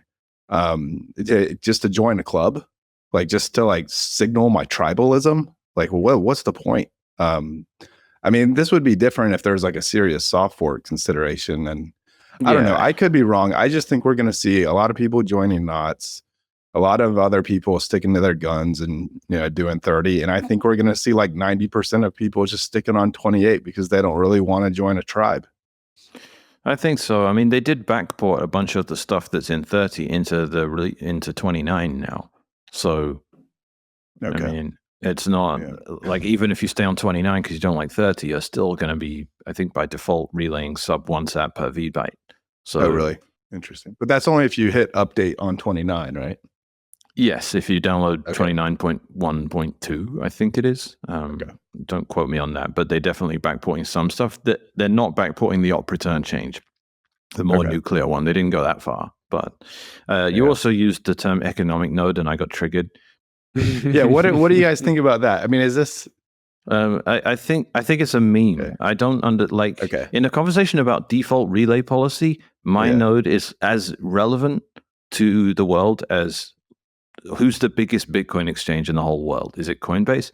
My node is as relevant as their node. And if my node's listening and their node isn't, it's more relevant. Even if my node does literally nothing except sit on a Raspberry Pi and dumbly relay transactions around. Like, it's so and it's also a false, it's a you know, a thing of scale presented as a black and white thing. It's like trying to turn temperature into just hot and cold Boolean values. It's like, no, it's a number. Like, I use my node because I run LND on top of it. Am I now economic or not? Like, it's how much you use it, right? Like, Coinbase's node is obviously way more relevant to stuff than my Lightning node, but they're still both being used. And like, I think it was a meme from the fork wars, because if you're saying 60% of people are running Bitcoin XT, or, you know, whatever the latest Gavin Andreessen client is that is telling the world they want Bcash or big blocks, it doesn't. People said the retort was, it doesn't matter because none of those nodes are significant or represent significant economic activity, which is, you know, I think it was a bad way. It was a really bad framing for trying to make sense or separating out the difference between somebody spinning up 3,000 nodes on AWS versus users who are actually running nodes. It's like, how do we distinguish it? And it's like, well, these others are economic nodes, and that's just like somebody running a bunch of crap on AWS. And so it became this kind of like black or white thing for something that isn't black and white. And we're literally just trying to find, like, literally the guy's just running a bunch of freaking fake nodes on AWS. Like, obviously that's not going to make any difference. So I think that's really the point. It's just not a black and white thing. That's all. Like, that's what I mean. Yeah. And if we're talking about relay policy, you know, every node matters. Yeah. Oh, no, sorry. I just got to head out. I'll let you guys continue. I'm heading back into the woods. Oh, enjoy it. Yeah. Have fun. Awesome. Enjoy your circadian balance. And all right. Fix all this stuff by the time I get back. All right. We got it. We got it. Yeah, we'll never talk about this argument again, even though every roundtable just is the whole conversation about spam. All right. Okay. Thanks. See you guys. You don't actually have to sell your Bitcoin to access its value. You can actually borrow against it very easily without selling it. But when you do this, you need to be careful. You need to do this with a company that is trusted, one that has survived a bear market, and one that will literally show you that they have the coins, that they have proof of reserves or some mechanism where you can look at your balance and know that it is safe. This is why I've been a huge fan and a customer of Ledn for a few years now. So one of the Bitcoin-backed loans that I got a few years ago to finish renovations and the basement and studio in my house, I would have paid 3 times as much Bitcoin had I just sold it, as it now takes me to just pay off the loan. And that's if I sell the Bitcoin to pay it off, which I think I'm going to be able to get equity out of the house and pay off the loan and get all of my Bitcoin back. This especially makes sense if you're making an investment. If you're doing something that is going to pay you income in the future, or if you're investing in Bitcoin mining, it's a whole lot easier to beat the interest rate if you loan against the Bitcoin and keep the Bitcoin. Ledin also makes this like crazy easy. Like if you went to do this right now, you could probably get the money by tomorrow. They do proof of reserves twice a year, and I check. It's a very easy process. And you don't have to do monthly payments if you don't want to. You can just accrue the interest and pay off in chunks whenever it makes sense. And best of all, they just recently got rid of all the noise. They had some other features. They had Ethereum loans. They're like, nope, chop it. They had a yield product. Nope, chop it. They had loans where you could get a lower interest rate and they didn't have it on their books. They lent it out. Nope, chop that. Now it's just custodied, fully backed Bitcoin loans.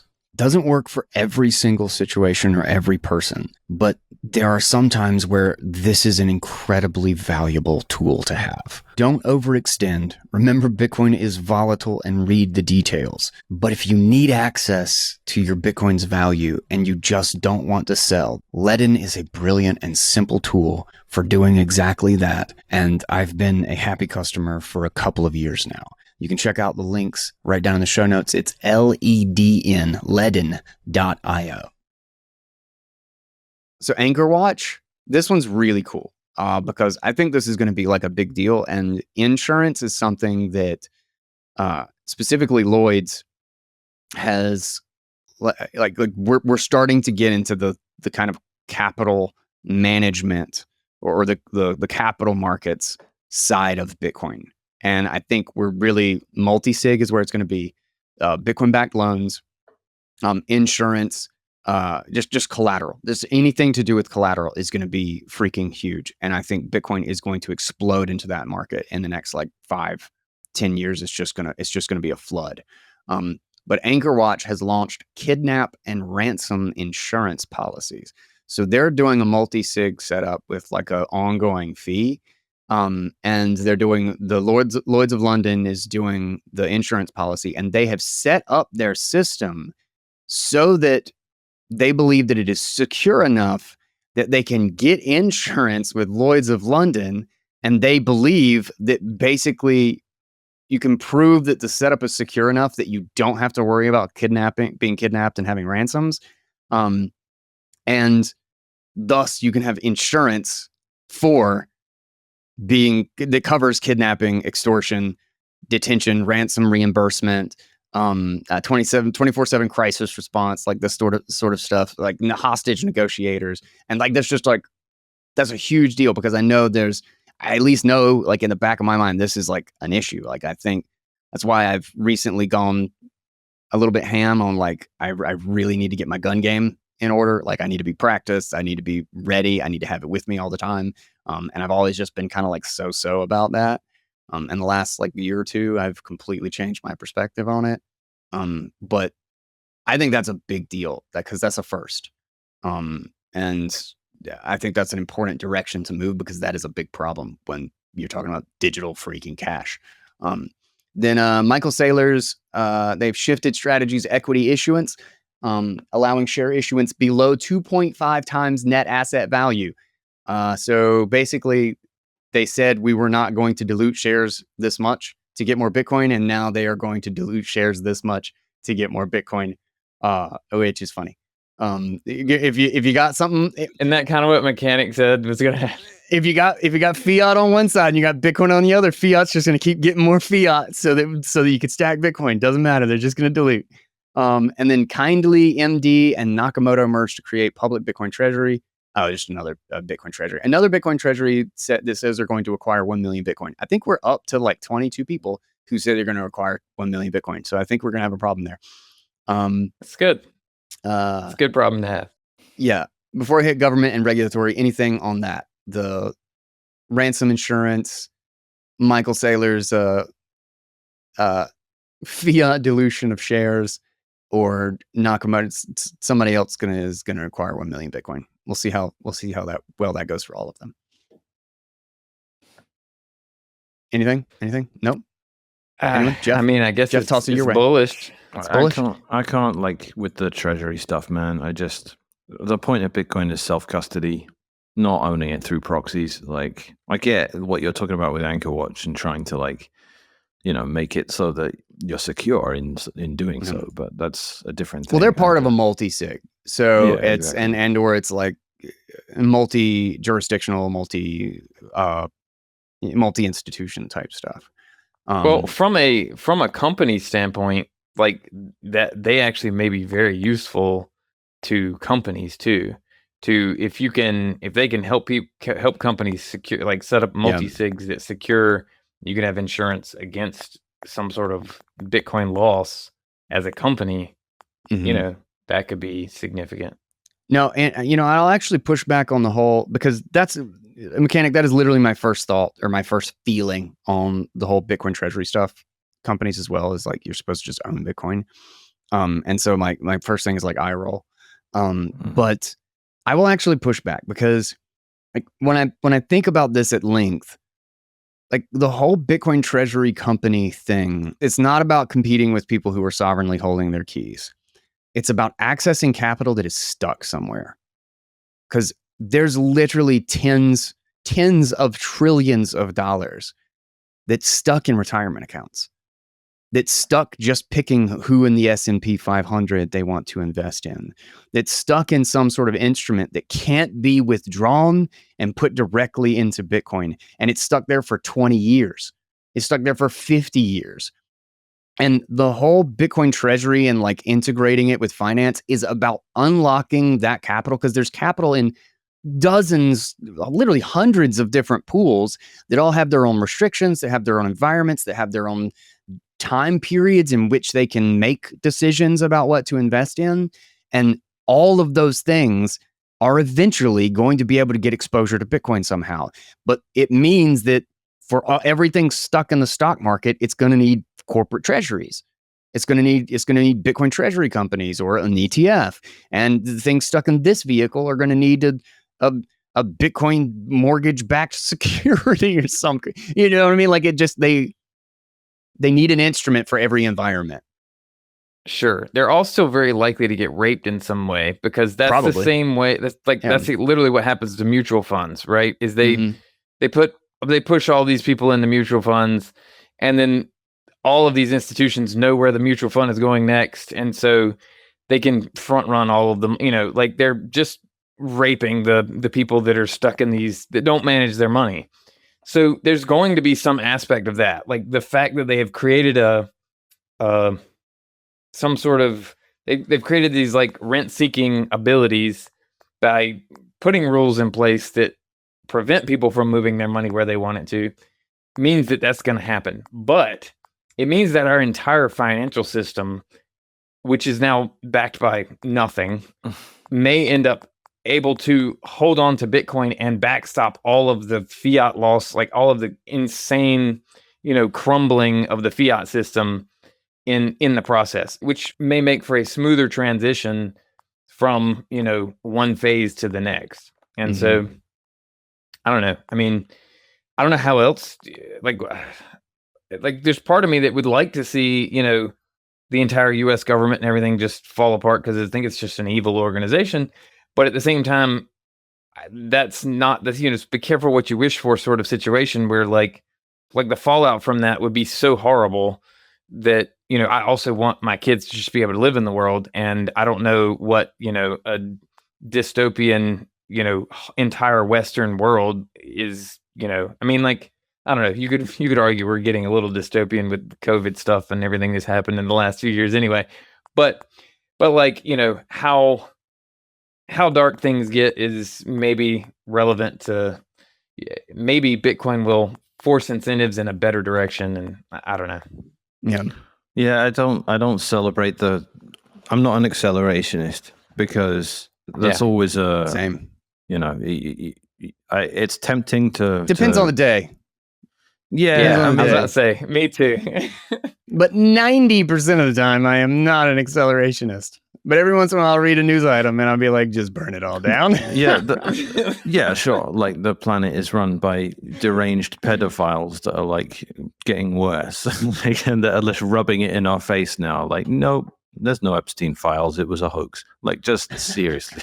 Like, Dear God. okay, fine, but no, but still, like, if you burn it down, Why it's are we only still gonna- talking about Epstein? Yeah, He's yeah. such an idiot. Why would we even do this anymore? Well, Let's yeah, talk about tariffs. I'm not. I'm not an accelerationist. I think like everything that things decay over time. Like it's like saying, oh, like this guacamole like turned like into that horrible dark gray color it does, and then going, I'll just make it like it's only gonna get worse. Like there's nothing you can do. That you're never Oh gonna my get back God. to the nice bright green guacamole. It's only gonna turn Just into squeeze the some more can't- lemon juice on it. You can't unscramble scrambled eggs. yeah. You can't. Oh, shit. You just got to get a new avocado, man. Actually, y'all let me know when we'll close it down when the next one of you guys have to get out. And there's one thing that I really want to talk about before we close it out. So it'll be our last issue. But let me hit some government and regulatory stuff really quick. So Google introduces developer identity verification for Android apps distributed outside the Play Store. So they must verify their identity through Developer Console September 2026 in Brazil, Indonesia, Singapore, and Thailand, then worldwide in 2027. Google Play Store policy initially required FinCEN registration, state banking license, or MiCA, I don't know how you say that, license for non-custodial wallets, before backtracking and clarifying that non-custodial wallets are not meant to be in the scope of the Play Store policy. So this was something that was The Rage did an article about that. And actually, the other one that I pulled from The Rage was about the Ethereum core developer in the Argentinian, I think, who was actually arrested in Turkey. And this was not because they built privacy software. This was not because they're running a mixing service. They wrote a privacy research paper about privacy in certain like Ethereum tools or protocols. Like I haven't actually read the paper. I just saved it somewhere to look into it. Must be a good paper. Literally, probably is.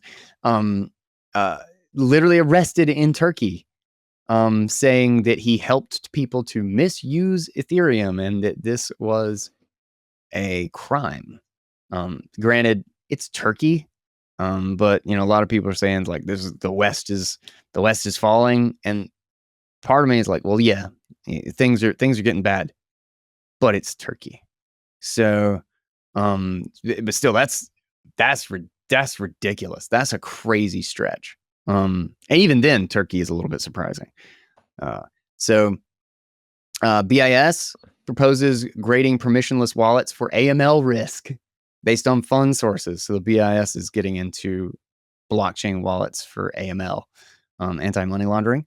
So this is crazy. So we all know the Kingdom of Bhutan has a bunch of Bitcoin because they've been mining it, and they did so quietly for a long time, and now it's like 50% of their GDP.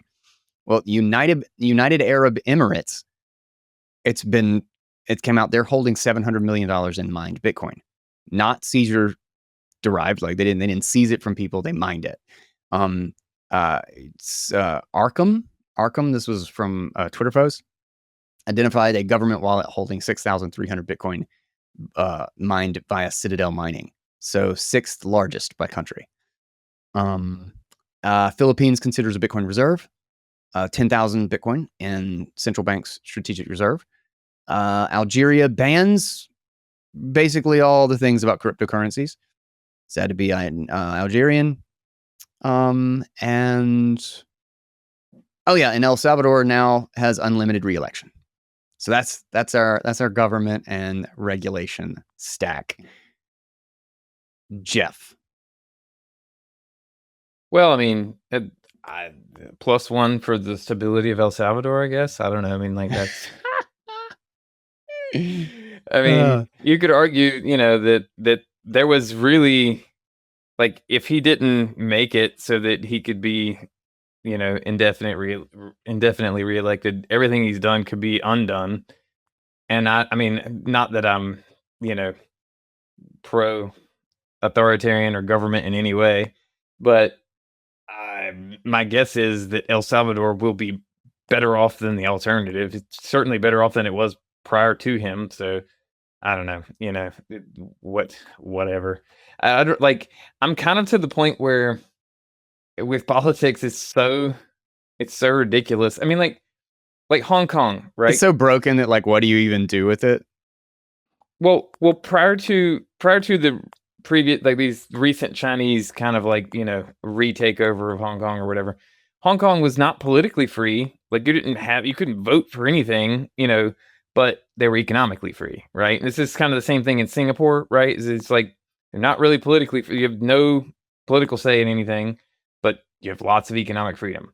These produce very good societies. Like, it's sort of a similar thing happening in UAE and other places, like, so it seems like that's more desirable than what we have right now. I don't know, like what we're devolving into some sort of insanity. So, and it's so, dude, it's so weird. So the only corporate social media I'm still on is Facebook, right? Like everything else is just Keat or Nostr. And I don't know why, but yeah.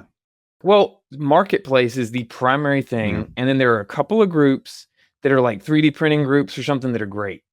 But my other, like, I have like Myers-Briggs groups and things that I joined a long time ago.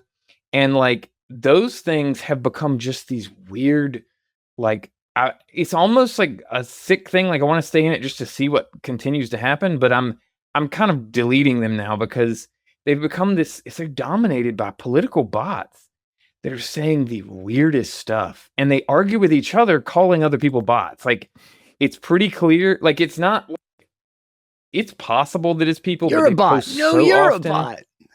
Yeah, no, like, but I'm sure the people that are doing this are like. Is the future just bots arguing with each other, accusing each other of being bots? Is that the future? I really think so. I really think so. And the future is now. It's the weirdest, like the propaganda they're spreading is like, there's like this weird anti-Israel propaganda that's happening at the same time that they are promoting all of the socialist policies. Like, it's like they're weaponizing the trend against Israel. And they're saying, look, Israel's stealing all of this money from the US so that they can have free healthcare and they can have, all these things. Why don't we just have these things in the US and stop giving it to Israel? And I'm like, dude, this, like, ugh, like, this is exactly the sort of, like, this is the trap, like, is that they want you dependent on everything. So yeah, I don't know. It's very weird. We're in very short order. Web of Trust is going to be, like, I mean, if it's not already that way, like the dead internet theory is, I think, is a very, permanently, like, relevant thing. Yeah, it sucks. I saw a tweet yesterday. Someone said, my son just used ChatGPT to do his homework. The assignment looked AI generated, and someone is probably going to use AI to grade it. What are we doing here? And this is, I mean, and the sort of gigabrain theory on that is we're learning a new skill set, which is how to prompt AI for stuff and actually get the kind of results we want. But that's a moving target too, because these things are constantly tweaked in accordance with whatever some woke agenda is, and eventually, like, when AI becomes recursive, like at the moment, it gets most of the training is done on Reddit, right? Which is, ridiculous. And that's why they have all these NPC opinions all the time. We reinvented the NPC. It's just like, it started out as algorithmically generated correct opinions via conditioning all these intellectuals into thinking these Malthusian things. Then you have Redditors just mindlessly absorb it and parrot those opinions. Then you have AI absorb all that and turn it into completely reasonable sounding just nonsense. And I don't know, it just becomes the amount of recursion here of stuff devoid from any intuitive spark that has some sort of ability to think outside the box just becomes like impossible to find. Like it's almost like I need there to be grammatical errors in stuff before I'll believe it's something a human genuinely thinks. And then I'm like, oh no, but now they're going to start copying that. Like you can get Grok to be like, bruh, what the fuck is even this? Like you can get it to talk like that. So you're like, no, like my one heuristic for knowing if I'm dealing with an actual mind rather than, an artificial thing. So I don't know, burn it all down. I'm back to being an accelerationist. Yeah, give it another 30 minutes, right? No, dude, I feel that so much. It is interesting though, because I've actually been learning a lot with AI, and it's just because I guess really it all comes back to culture. It all comes back to culture and like what the perspective of the user is, because I don't want it to write stuff for me. Like I don't understand. Like, I mean, granted, if I had somebody like telling me to do bullshit, like if I was back in school, I probably would get it to do my homework, because I just don't like, if it's something that I found no value in and I didn't want to do, that's what I use it for. It's a bullshit generator, right? And so much of school was just busy work. And this is the busy work. This is the ultimate like problem solver of busy work. Is like, okay, well, let's just stick all this in. However, the things that I'm actually interested in learning about, it's a fantastic tool for doing so. I've solved like 4 or 5 little problems with pair drive myself. And now I actually am so much better at troubleshooting, because I know how and where to go in to use our little like API that we built for logging or whatnot. And I've got it so that like I list like, okay, well, I want the log to tell me which file I'm using and where it's calling from. And so I put that in the logs, and I can chase stuff down, and I can make sense out of the code. If you did that, if you asked me to do that like a year ago, I'd have nothing. I wouldn't be able to troubleshooting. I would suck at it, but it's just because the way I use AI, I don't get it to write me a whole like 800 lines of code to do this thing. I mean, granted, sometimes I do, but usually what I will do is I will give it code. I'll say, which piece does this? And then I'll get it to explain how each piece is working to do what thing. And then I'll be the one that comes up with the idea. Like I want to figure out how to solve it, because I know AI is just going to do some generic thing. And I'm like, well, could we do this just within this one piece to make it work better? And or to fix something, or get it to ask some other file, and then it will help me do that. And like I've just, the structure of the code makes more sense to me. I've learned more about. I'm way better at troubleshooting it now than I ever was before. And troubleshooting has always kind of been my thing, troubleshooting tech stuff. And feeling like I've kind of gained this ability to troubleshoot code now, and that I could actually do something useful without Claude, without ChatGPT, because I kind of know the structure. I know how to open it up in VS Code and which file to go looking for when something's called. It's like, okay, this function is this, and this is where I'm probably going to go to find it. I don't know. I feel like it's been a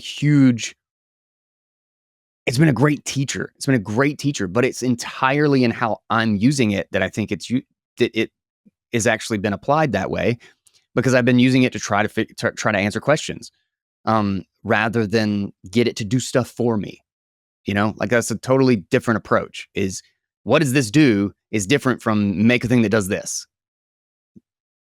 I don't know. That's been my take on AI, and I've loved it for what I've been able to get out of it. Yeah, dude, if it wasn't useful, it wouldn't be growing the way it is. It's just the double-edged sword of tech making us all lazy and complacent, and that degrading things on a more, subtle level whilst improving things for high-achieving people, So I use AI to do some pretty amazing stuff, and so does, people at Ocean, and so do a lot of developers, because it just saves time. Like I can get amazing things happening with computers very quickly because AI can just throw it together.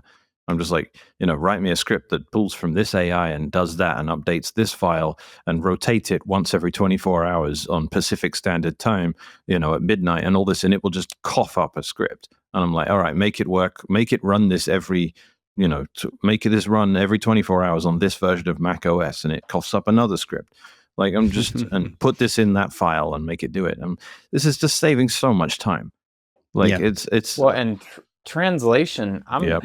my ability to communicate with people that I would Your never family be- now. I mean, my entire family. Yeah. Yes, my ability to communicate with my entire family is basically dependent on AI, and it does a really good job.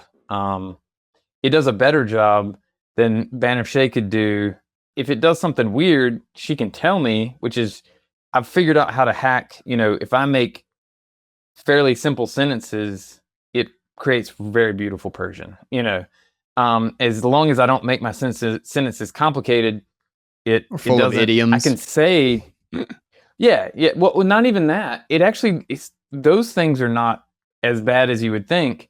It's more just like if I make a run-on sentence or I make a sentence that's just too complicated, it may be technically correct, but just it's too much strung together. It does much better if I just break everything up into smaller sentences, which is probably a better writing practice anyway. Yeah. And so no, it's amazing how well it works. And I'm doing the same thing with Portuguese right now, talking with somebody that I'm trying to rent a place from, and thankfully my lawyer's very good at English, but but yeah, I need to build something that will hopefully allow me to do some sort of Portuguese like right on my translation, like right on my phone, without the need for at least, I don't know. We'll see how hard that is, but Yeah. All right. I want to go ahead and get to the one that I really want to talk about. Just because all of us are interested in mining.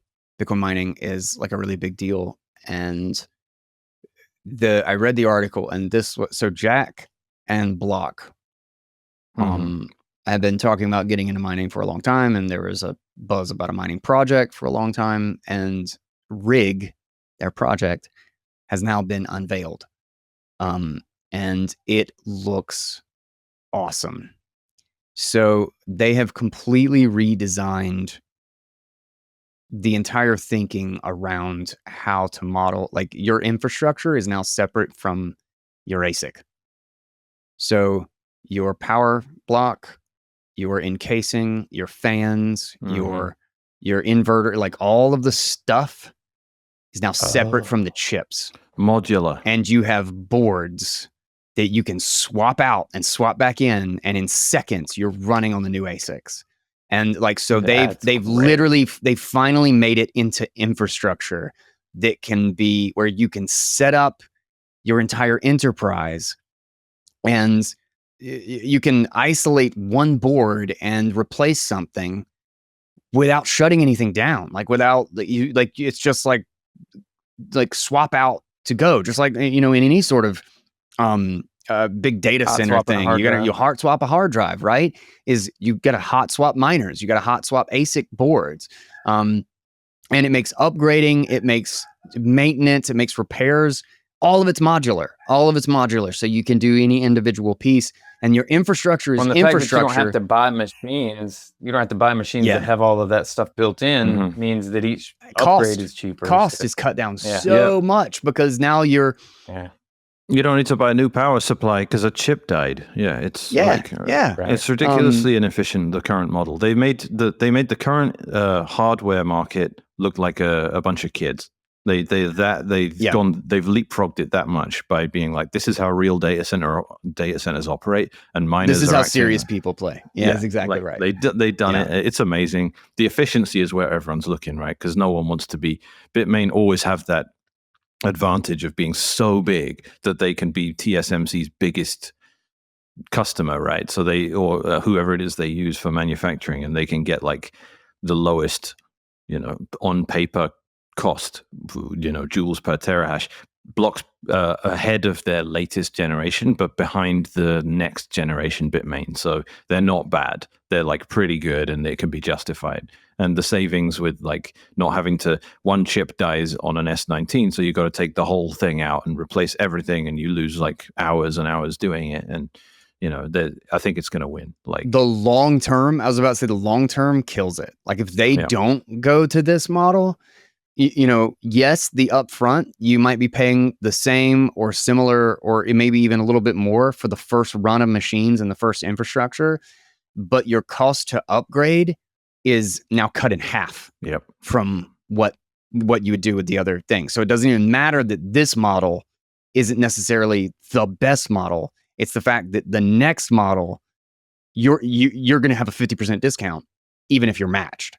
You know, and it's only going to get better, and they're going to sell a lot of these. It's 800 terahash per second ASIC miner is their like main thing. That's amazing. That's modular, and it's like 3 boards inside of it. So like one thing can have a problem. You can swap. You can slide it out, and there's still 2 boards in. Slide the third one back in, so you can piecemeal repair. Like you're not the whole thing. It's just the way it should have been done. It's so beautiful, and there's a great article. Yeah, I can seriously, this is no small deal. Like Ocean was starting to decentralize template construction and make another important aspect of mining as decentralized as hash rate is. But the elephant in the room was always there's only one freaking manufacturer of all the hardware, and it's all closed source and backdoored, and we don't trust them and all that stuff. This was like the horrible secret that no Bitcoiner really wants to admit is how centralized that part of mining is. And Jack, with this whole initiative, might have just fixed that. And I'm just like, wait a minute, like we've been crying about mining for 10 years, and wait, did it just get fixed? Like maybe we fixed it. Like it needs to be adopted, and it's one more manufacturer. It's not like everyone can print an ASIC at home, but it just makes it so much better than what we've currently had. And have you heard any news about because it open sources everything too, right? That was the thing. Yeah, it breaks up all of these like little cartels of big pools that are like, we want you on our pool, which is really just a front for Bitmain again. If you use our aftermarket firmware, and we'll give you a discount if you do that. And that means necessarily we've got to close the firmware down and make sure no one knows what it is. And like all that like tomfoolery can just end. It's like, no, I'm just using Jack's thing. It's open source. Yeah. It's more efficient. It's modular. Here's why it's going to destroy.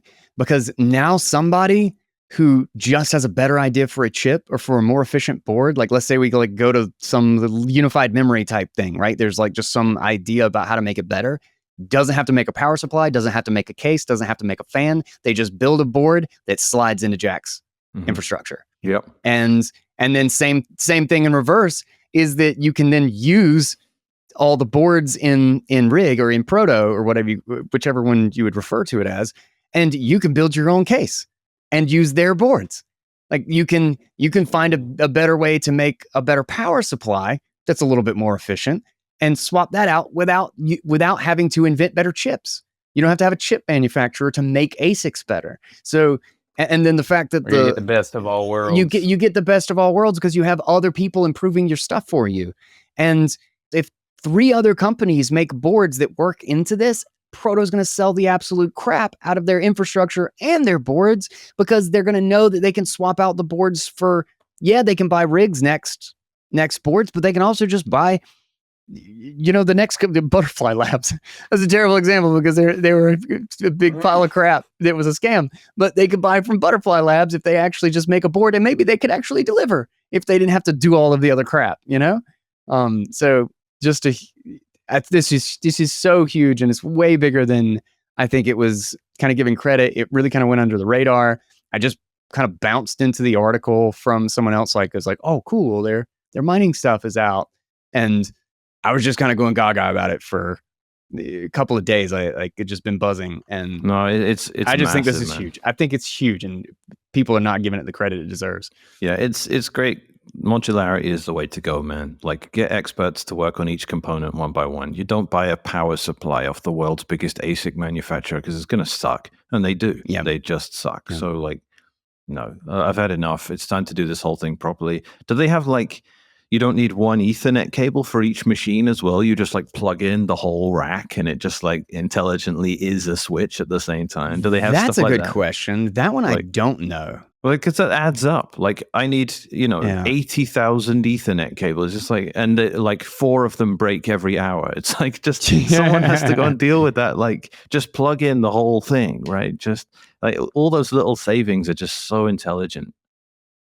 Where the hell's I'm trying to find the original article because I wanted to There's got to be a way. Hmm.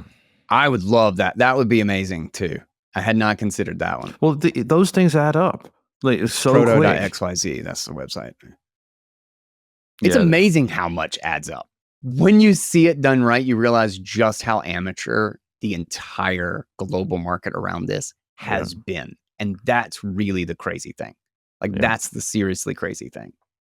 What's crazy is how big it has gotten and how much money is built on this thing, and it has like it all works. You know, like it's kind of wild that it is so like amateurish, but I don't know. It's very bullish because you know that means like Bitcoin's growing up.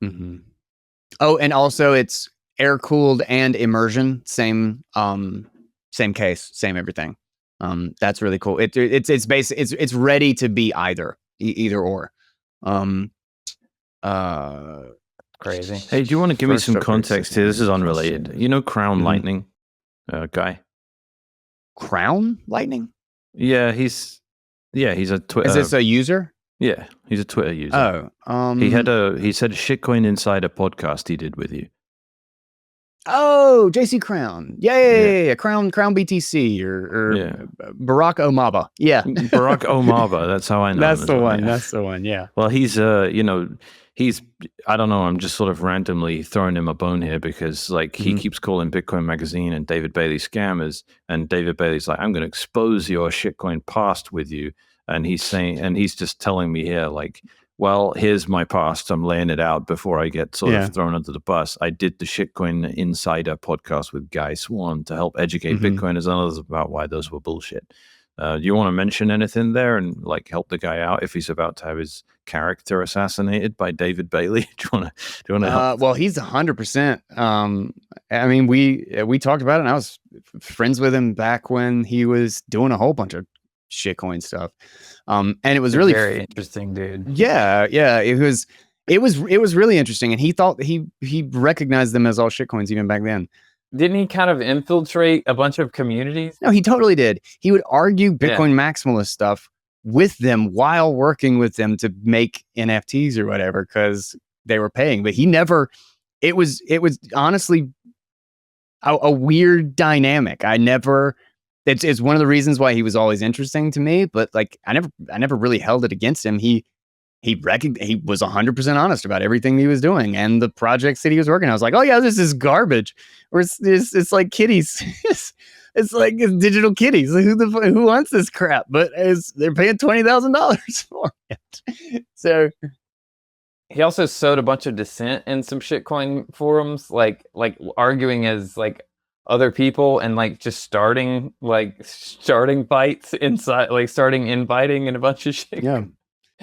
So in shitcoin development, that's why we did Shitcoin Insider together, because he was literally hanging out and he was in tons of different communities and projects in shitcoins, and he saw them all as shitcoins, but he was working and talking and doing stuff with all of them. That's why we did Shitcoin Insider.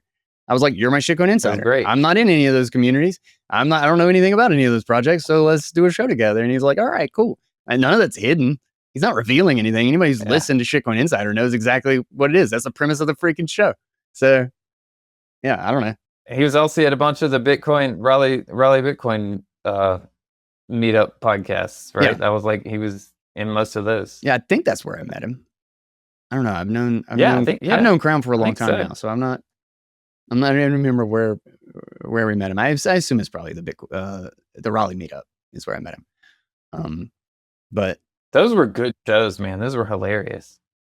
I really enjoy Shitcoin Insider. No, I mean the Raleigh Bitcoin. Oh, the Raleigh Bitcoin Meetup podcast. Oh my God. Yeah. Yes. No, those were fantastic. They were hilarious. Those are fantastic. Yeah. That's Steve's original show. This is original podcast. That is true. We did great. Steve is responsible for that. All of that. Yeah. It looks like there's one Ethernet per thing. You still have to have Ethernets. But it's per rig, so it's multiple boards and stuff, and so you're not necessarily doing it per. It seems like you're a little bit better, but one thing at a time. Maybe a 2x, like maybe like a 50% decline They're improving things Or like 3 or drop. 4 steps at a time. So yeah, they're going to it's iterate. like, This was Yeah. just like Yeah. a weird example anyway. It's not like a deal Yeah. breaker for me or anything. Like obviously, like singular hash boards rather than having to put 3 down. Well, 1 breaks, so you by virtue of that, 2 others also don't work, and you have to have them all offline. Like that's the major win here. But yeah, like I don't know. I think if we can get mining back on track, like Nice Hash is now mining on Ocean, it looks like. So that's massive because they appear to have 5 exahash, which is just, that's like a 50% increase in our pool hash rate. That's a lot. We're 1.5% of the network now. That's no longer like, an embarrassment like that it was when we were petering along at like 100 petahash and stuff. Like we're doing pretty good now. We should be finding 2.5 blocks a day on average. So that's pretty good. And everyone that's mining on us seems to be using knots, and that's not required. Granted, the scripts I threw together all necessarily use knots because, like, I just wouldn't use core at this point. But they're using knots and they're using the defaults in it, and they're even changing the 300 kilobyte block size to be, the full amount. Though the one Nice Hash just mined was a block with hardly any transactions in it because everyone is now sub 1 sat per vbyte, enjoying paying nothing. So yeah, Ocean's going great. The hardware side looks like it's going great. So all that's left now really is this like struggle with core, and I don't really like. Me and Guy disagree about the severity of and the implications of it. Happy to disagree on that. I hate you now, pushing your ass off the bridge. I hope you're right. I really, really would love to be wrong on this whole spam issue, and that it's not emblematic of some deep rot that's going to eat things out from the inside. And just, I hope I'm wrong about that. I don't think I am. I think the fact that, like, maybe I should mention something actually.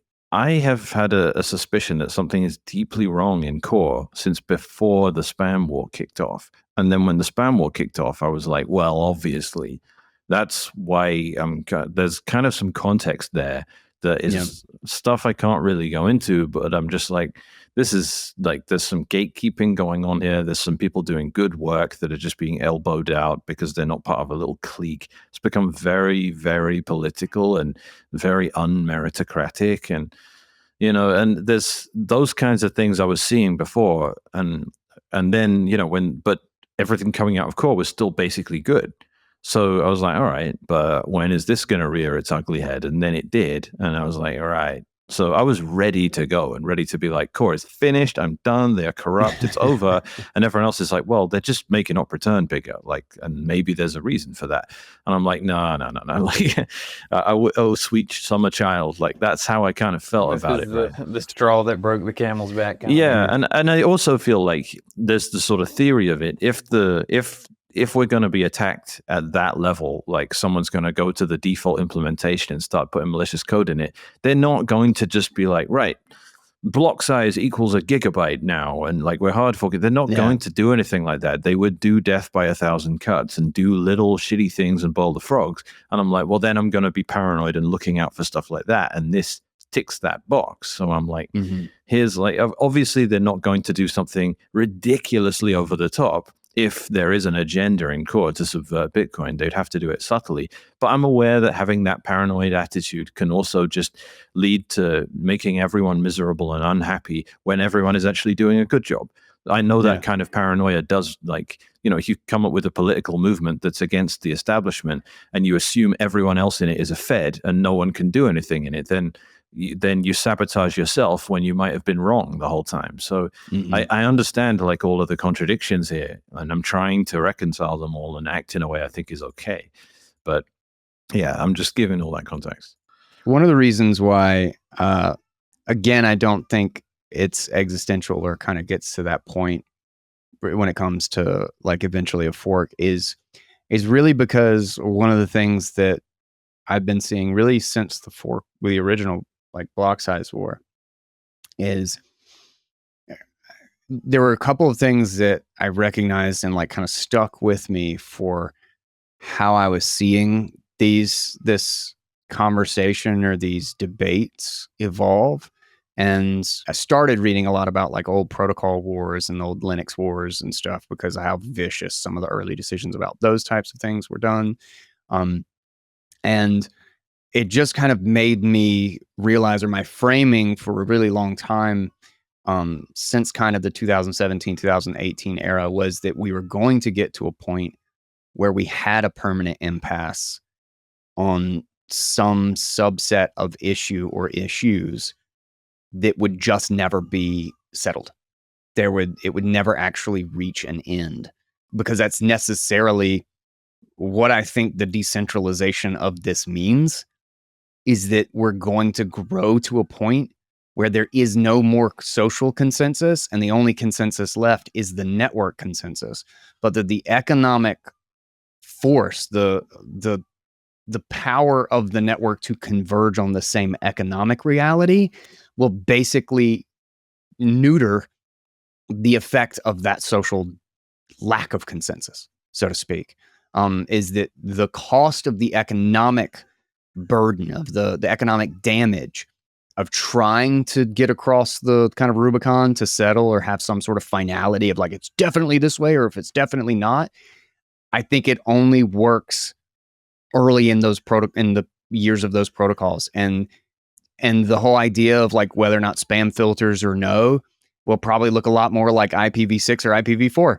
It's just we're gonna implement it in the year 2000, and we got a 4-year plan, and 25 years later, we're probably gonna have IPv6 one day. You know, like it just gets to the point where it's so big and it's so disjointed, and there's no way to have social consensus, that it just doesn't move. Like I think that's what ossification is when you reach an impasse where there are different directions and disagreements and social circles and ideas of what Bitcoin should be, and none of them can then actually have a say over what Bitcoin does. And again, it's too economically valuable to keep everybody together than it is to try to split again. Yeah, I think I'd agree. Like you're going down if I understand correctly, you're celebrating the fact that this leads to more likely somewhat ossified state. Is that fair? Not celebrating, just saying that I think that's what it means. And I was expecting that it would always get to this point. And this may be one of those issues where it just is a permanent impasse. Yeah, you never know when you're going to hit the ossification point, but it certainly could be that's just what's happened. Is it's gotten so big that we could still have consensus. We could still have consensus around some other soft fork. Yeah, and then you end up in a situation where maybe the people that want one thing try to hold it hostage the same way we had with the same way we had with big blocks, but. Also, they just think it means soft forks are going to, if we do get a soft fork, it'll just take a really, really long time. It'd be like a 5-year implementation period or something. But I would say this is that I 100% get your thoughts about like the degrading culture and the potential risk of all of this if there is an agenda or there is an attempt to cause problems or disagreement or something. But I would be very, very worried about it if this was a government. Like I would be extremely worried that this was leading to a dead end and we're screwed and I don't know how to fix it. But in how long has it been since it was when we went to 1% to 18% knots? Like it's not a government. There's definitely one group in charge. In fact, I think this has done more to damage Bitcoin Core's reputation and the cohesion around them being able to make decisions than anything else that has happened to Bitcoin Core as an institution, whatever you want to call it, in Bitcoin's history, or since Bitcoin Core was a GitHub thing. Again, I just think we're watching consensus kind of split apart into a lot of different branches. I do think that like this may be emblematic of like a wider cultural problem. Is that you said it's a bunch of like younger devs and stuff that are in the core group, and a lot of a lot of the older guys left, right? The old guard, and it's just like everywhere I look. I'm sure I probably mentioned this sometime before, but everywhere I look, there is like just such a total lack of ability to think through failure modes of stuff. Like literally this refrigerator, it beeps when you leave it open too long, but not if you leave the door, only leave the door cracked. Why the hell, if the door's completely open, do I need the refrigerator to beep at me and tell me it's open? I can see it's open, but when you can't tell that it's quite open, it'll just stay that way all day and never make a noise. What is the, like, people are putting things in stuff that makes no fucking sense. Like you see it on cars, every car past like 2010, 2014, maybe there's a couple of like year models that were like particularly like where things got particularly bad. But like the last 10 years, it like there are cars that if the battery dies, it forgets how to roll up the windows. That should never be a thing. I mean, you know, okay, the electric cars are like a whole other problem, but like Can't open the door.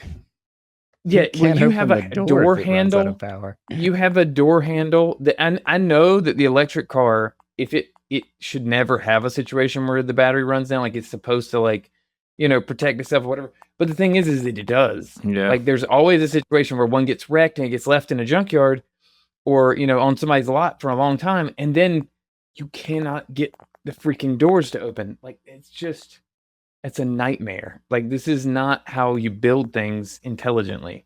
And I think a lot of that's infected the software that we use. It's infected everything. And you know, I don't know how that, you know, Bitcoin fixes I don't know this? what you do about it. Yeah. Like I don't know. It's definitely a wider cultural problem. I don't know. I don't know what you do about it, but Look, I'll make my comment now because I think it's relevant to what you said, and I don't want to ramp up the fear porn too hard, but I'm going to like invoke some scary context anyway. Like Barack Obama made a nice comment that he shared with me. He was DMing someone and just like screenshot the DM because he's like, "What do you think of this argument?" And he's right. He says like you can change the supply schedule in Ethereum. And you can change the supply schedule in Bitcoin. It's the same process, technically speaking, but culturally, it's acceptable in one culture and it's completely not in the other. Like, if you want to change how many Ethereum there are, you just do it, and everyone just goes along with it. If you want to change 21 million in Bitcoin, it's impossible. And if you're just going to talk about what's technically doable and what isn't, you're going to miss the point completely because it's a cultural pushback in the case of Bitcoin that prevents you from doing it. And that might not always be the case. Like I've said this before, I think on Satoshi Roundtable, if in the future everyone's broke except a bunch of rich Bitcoiners, someone is going to ride on that politically and say, you're broke because Bitcoiners broke the economy. They made fiat fall apart and it's all their fault. And here's a fork to make more Bitcoins and only broke people will be given the new ones. Everyone's going to go for that because people are economically illiterate. And you know, if the will is there, culturally, that's the thing people are pushing for, then it happens. And you still have Peter Todd saying it would be a good thing if it did too, right? So that's no good. And then I have the sort of a corollary to that, which is I read that Vitalik Buterin quote, right, from ages ago, from 2017, where he's saying ETH was not possible on Bitcoin because of spam filters. And your spam filters tell us that you will censor people that will use Bitcoin in ways you don't like, right? That was laughed out of the room. And we literally don't have that culture now. We have a culture that if Vitalik came to us now and said, I want to do something called Ethereum on top of Bitcoin, and your spam filters are getting in my way, today we would literally and have just said, okay, we will make data carrier size way bigger so you can do it a bit more conveniently than using fake pub keys. Well, that's all we would do. And obviously BitVM exists to kind of facilitate the whole thing, and it didn't back then. The culture has changed. And can you imagine if all of the ICO scams and the NFT scams and all of that stuff, instead of happening on Ethereum and over in the shitcoin world, all of it happened on Bitcoin instead? Can you imagine how differently the last 11 years would have gone? Like, we got to say Bitcoin, not crypto. We had that clear distinction. Suddenly there would be no difference. It would all just be the same thing. Wrapped Bitcoin would have been a thing on Bitcoin instead of it being a thing on Ethereum. Like, I just can't imagine Bitcoin having any sort of strong ability to remain internally congruent if that kind of rot would be allowed to happen. Like, I never appreciated how much shitcoins keep the stuff we don't want to see, the fiat, in another ecosystem, and rather than bring it under the Bitcoin umbrella. I never appreciate that until the Bitcoin magazine guys came along and were like, no, it's all, we can do NFTs and stable coins and all this stuff on top of Bitcoin now. I'm like, that's ruining the line. It's no longer Bitcoin, not crypto. It's Bitcoin, this kind of use, but not that kind of use. This, no one's going to understand. Yeah. Yeah. No, 100%. There's a lot of that I get, but here's one of the big things about your first point is that if Ethereum changed the schedule, nobody in the community would push back. If anybody in Bitcoin at any level, regardless of how many normie support they have, if they try to change the schedule, there's a fork. There's a fork. I'm holding the line. Everybody, and there's 20% of knots or 18% running knots, and probably another 30%. No. 95% of the people who are actually running nodes will fork. Would hold the line. They would hold the line. But the point is, but here's the big thing. Here's the big thing about the user activated soft fork. An intolerant minority, it's the economic dynamic that I talked about even way back then, that I really think is the reality and why Bitcoin for the long term remains defensible. It does mean that you have to be, eternally vigilant. That's the cost of liberty. I think Jefferson, right?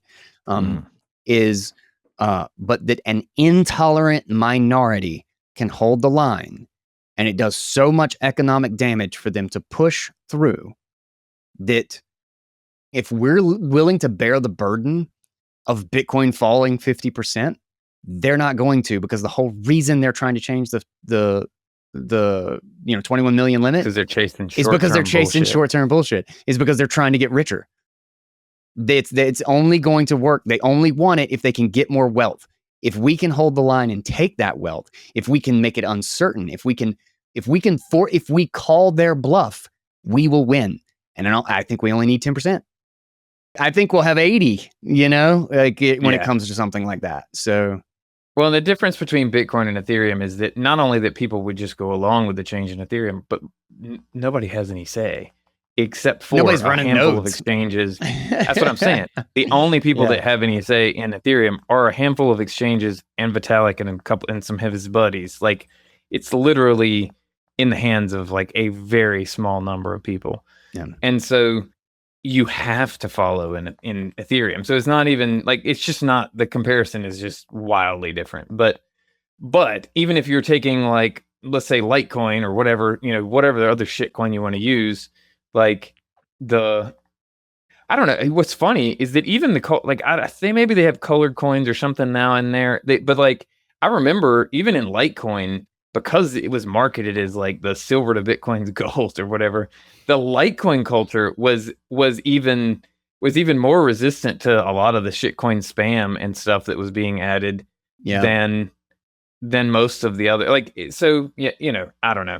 I mean, there were people running Litecoin. I mean, I ran a Litecoin node at, like sometime early on. So I think I actually did that once. Yeah, I did.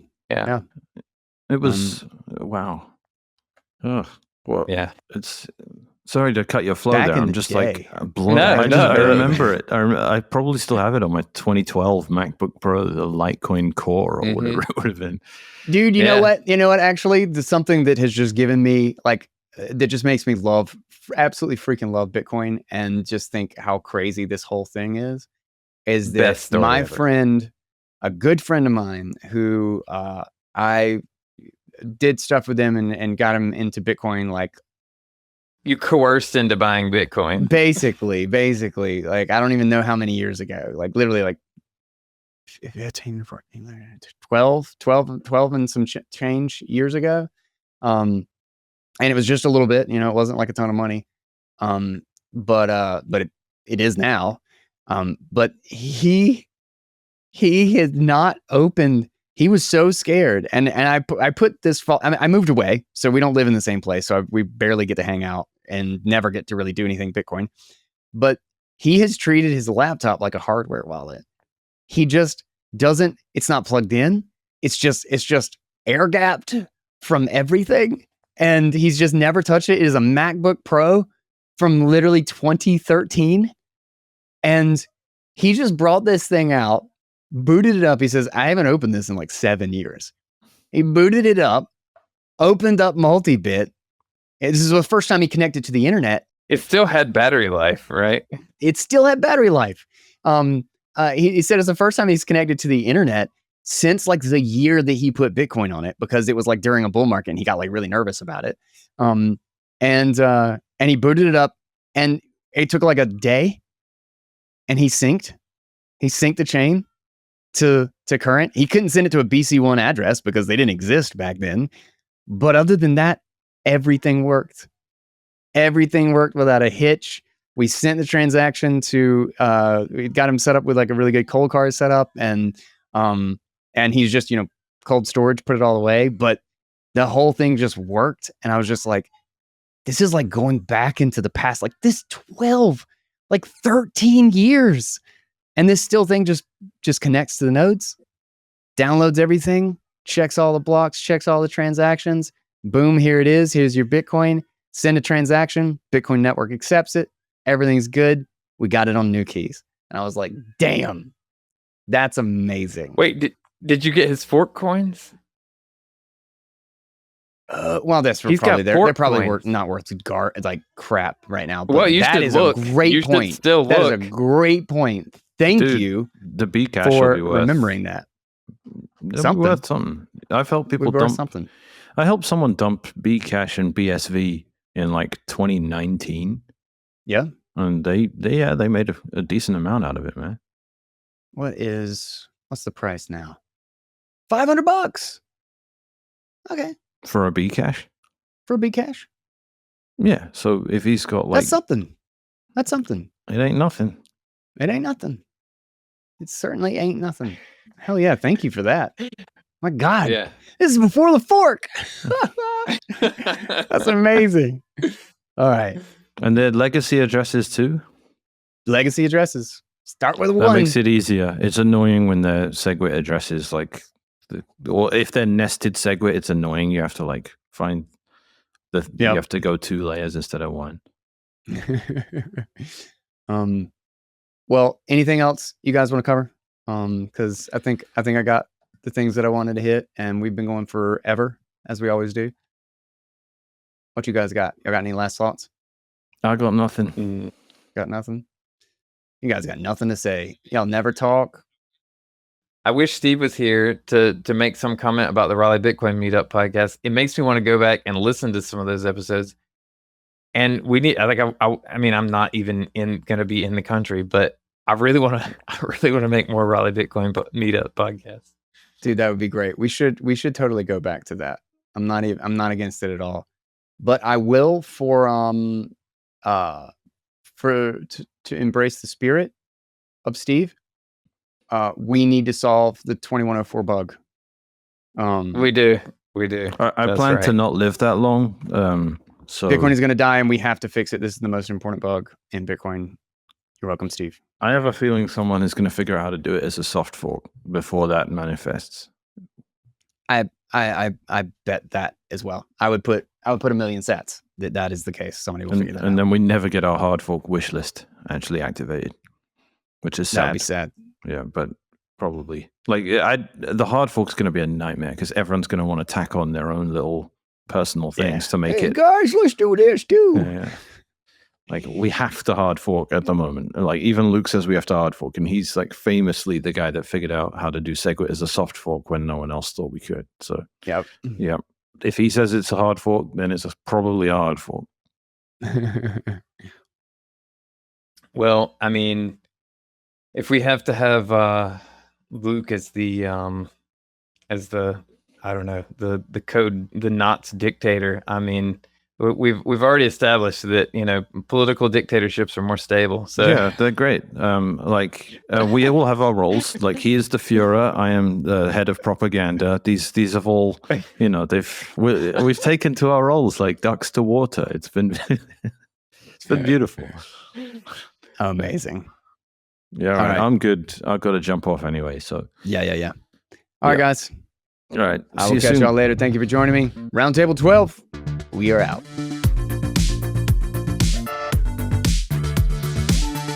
Thank you guys for listening. Don't forget to check out and follow everybody on the show, me, Mechanic, Steve, and Jeff. There will be links to find him on socials and Noster and all of that stuff down in the show notes. Obviously, our wonderful sponsors as well. We've got Ledin with Bitcoin-backed loans. We've got Lights Made for Humans and for Health with getchroma.co. We have Synonym building all of the tools to re-decentralize the web. Check them out at pubkey.app, pubky.app, so you can see what they're up to. And then find the most incredible work for the fight for freedom with the HRF, the Human Rights Foundation. They have the Oslo Freedom Forum and the Financial Freedom Report, one of the indispensable resources to know what's going on around the world in the fight for freedom and the tools to make that happen. Discounts, special links, and all of it. You will find it all right down in the show notes in the description of this episode. Don't forget to subscribe to the show as well. And if you want to help out, literally just sharing or dropping a review on like the Apple podcasts and stuff like that actually goes a really long way. And it goes further than you think probably. And it takes no time at all. It takes you a minute or two just to drop a review, rate, or subscribe. And I'll wait. You can do it right now. Do it. Do it now. Hit the subscribe button and go share it out on Noster and leave a review. And in fact, if you share it on Noster, I will probably zap you some sats. It's like an inside thing that nobody knows about until I tell everybody that they now know about it. Sats. And then after that, I'll catch you on the next episode of Bitcoin Audible. I'm Guy Swan. Until then, everybody, take it easy, guys.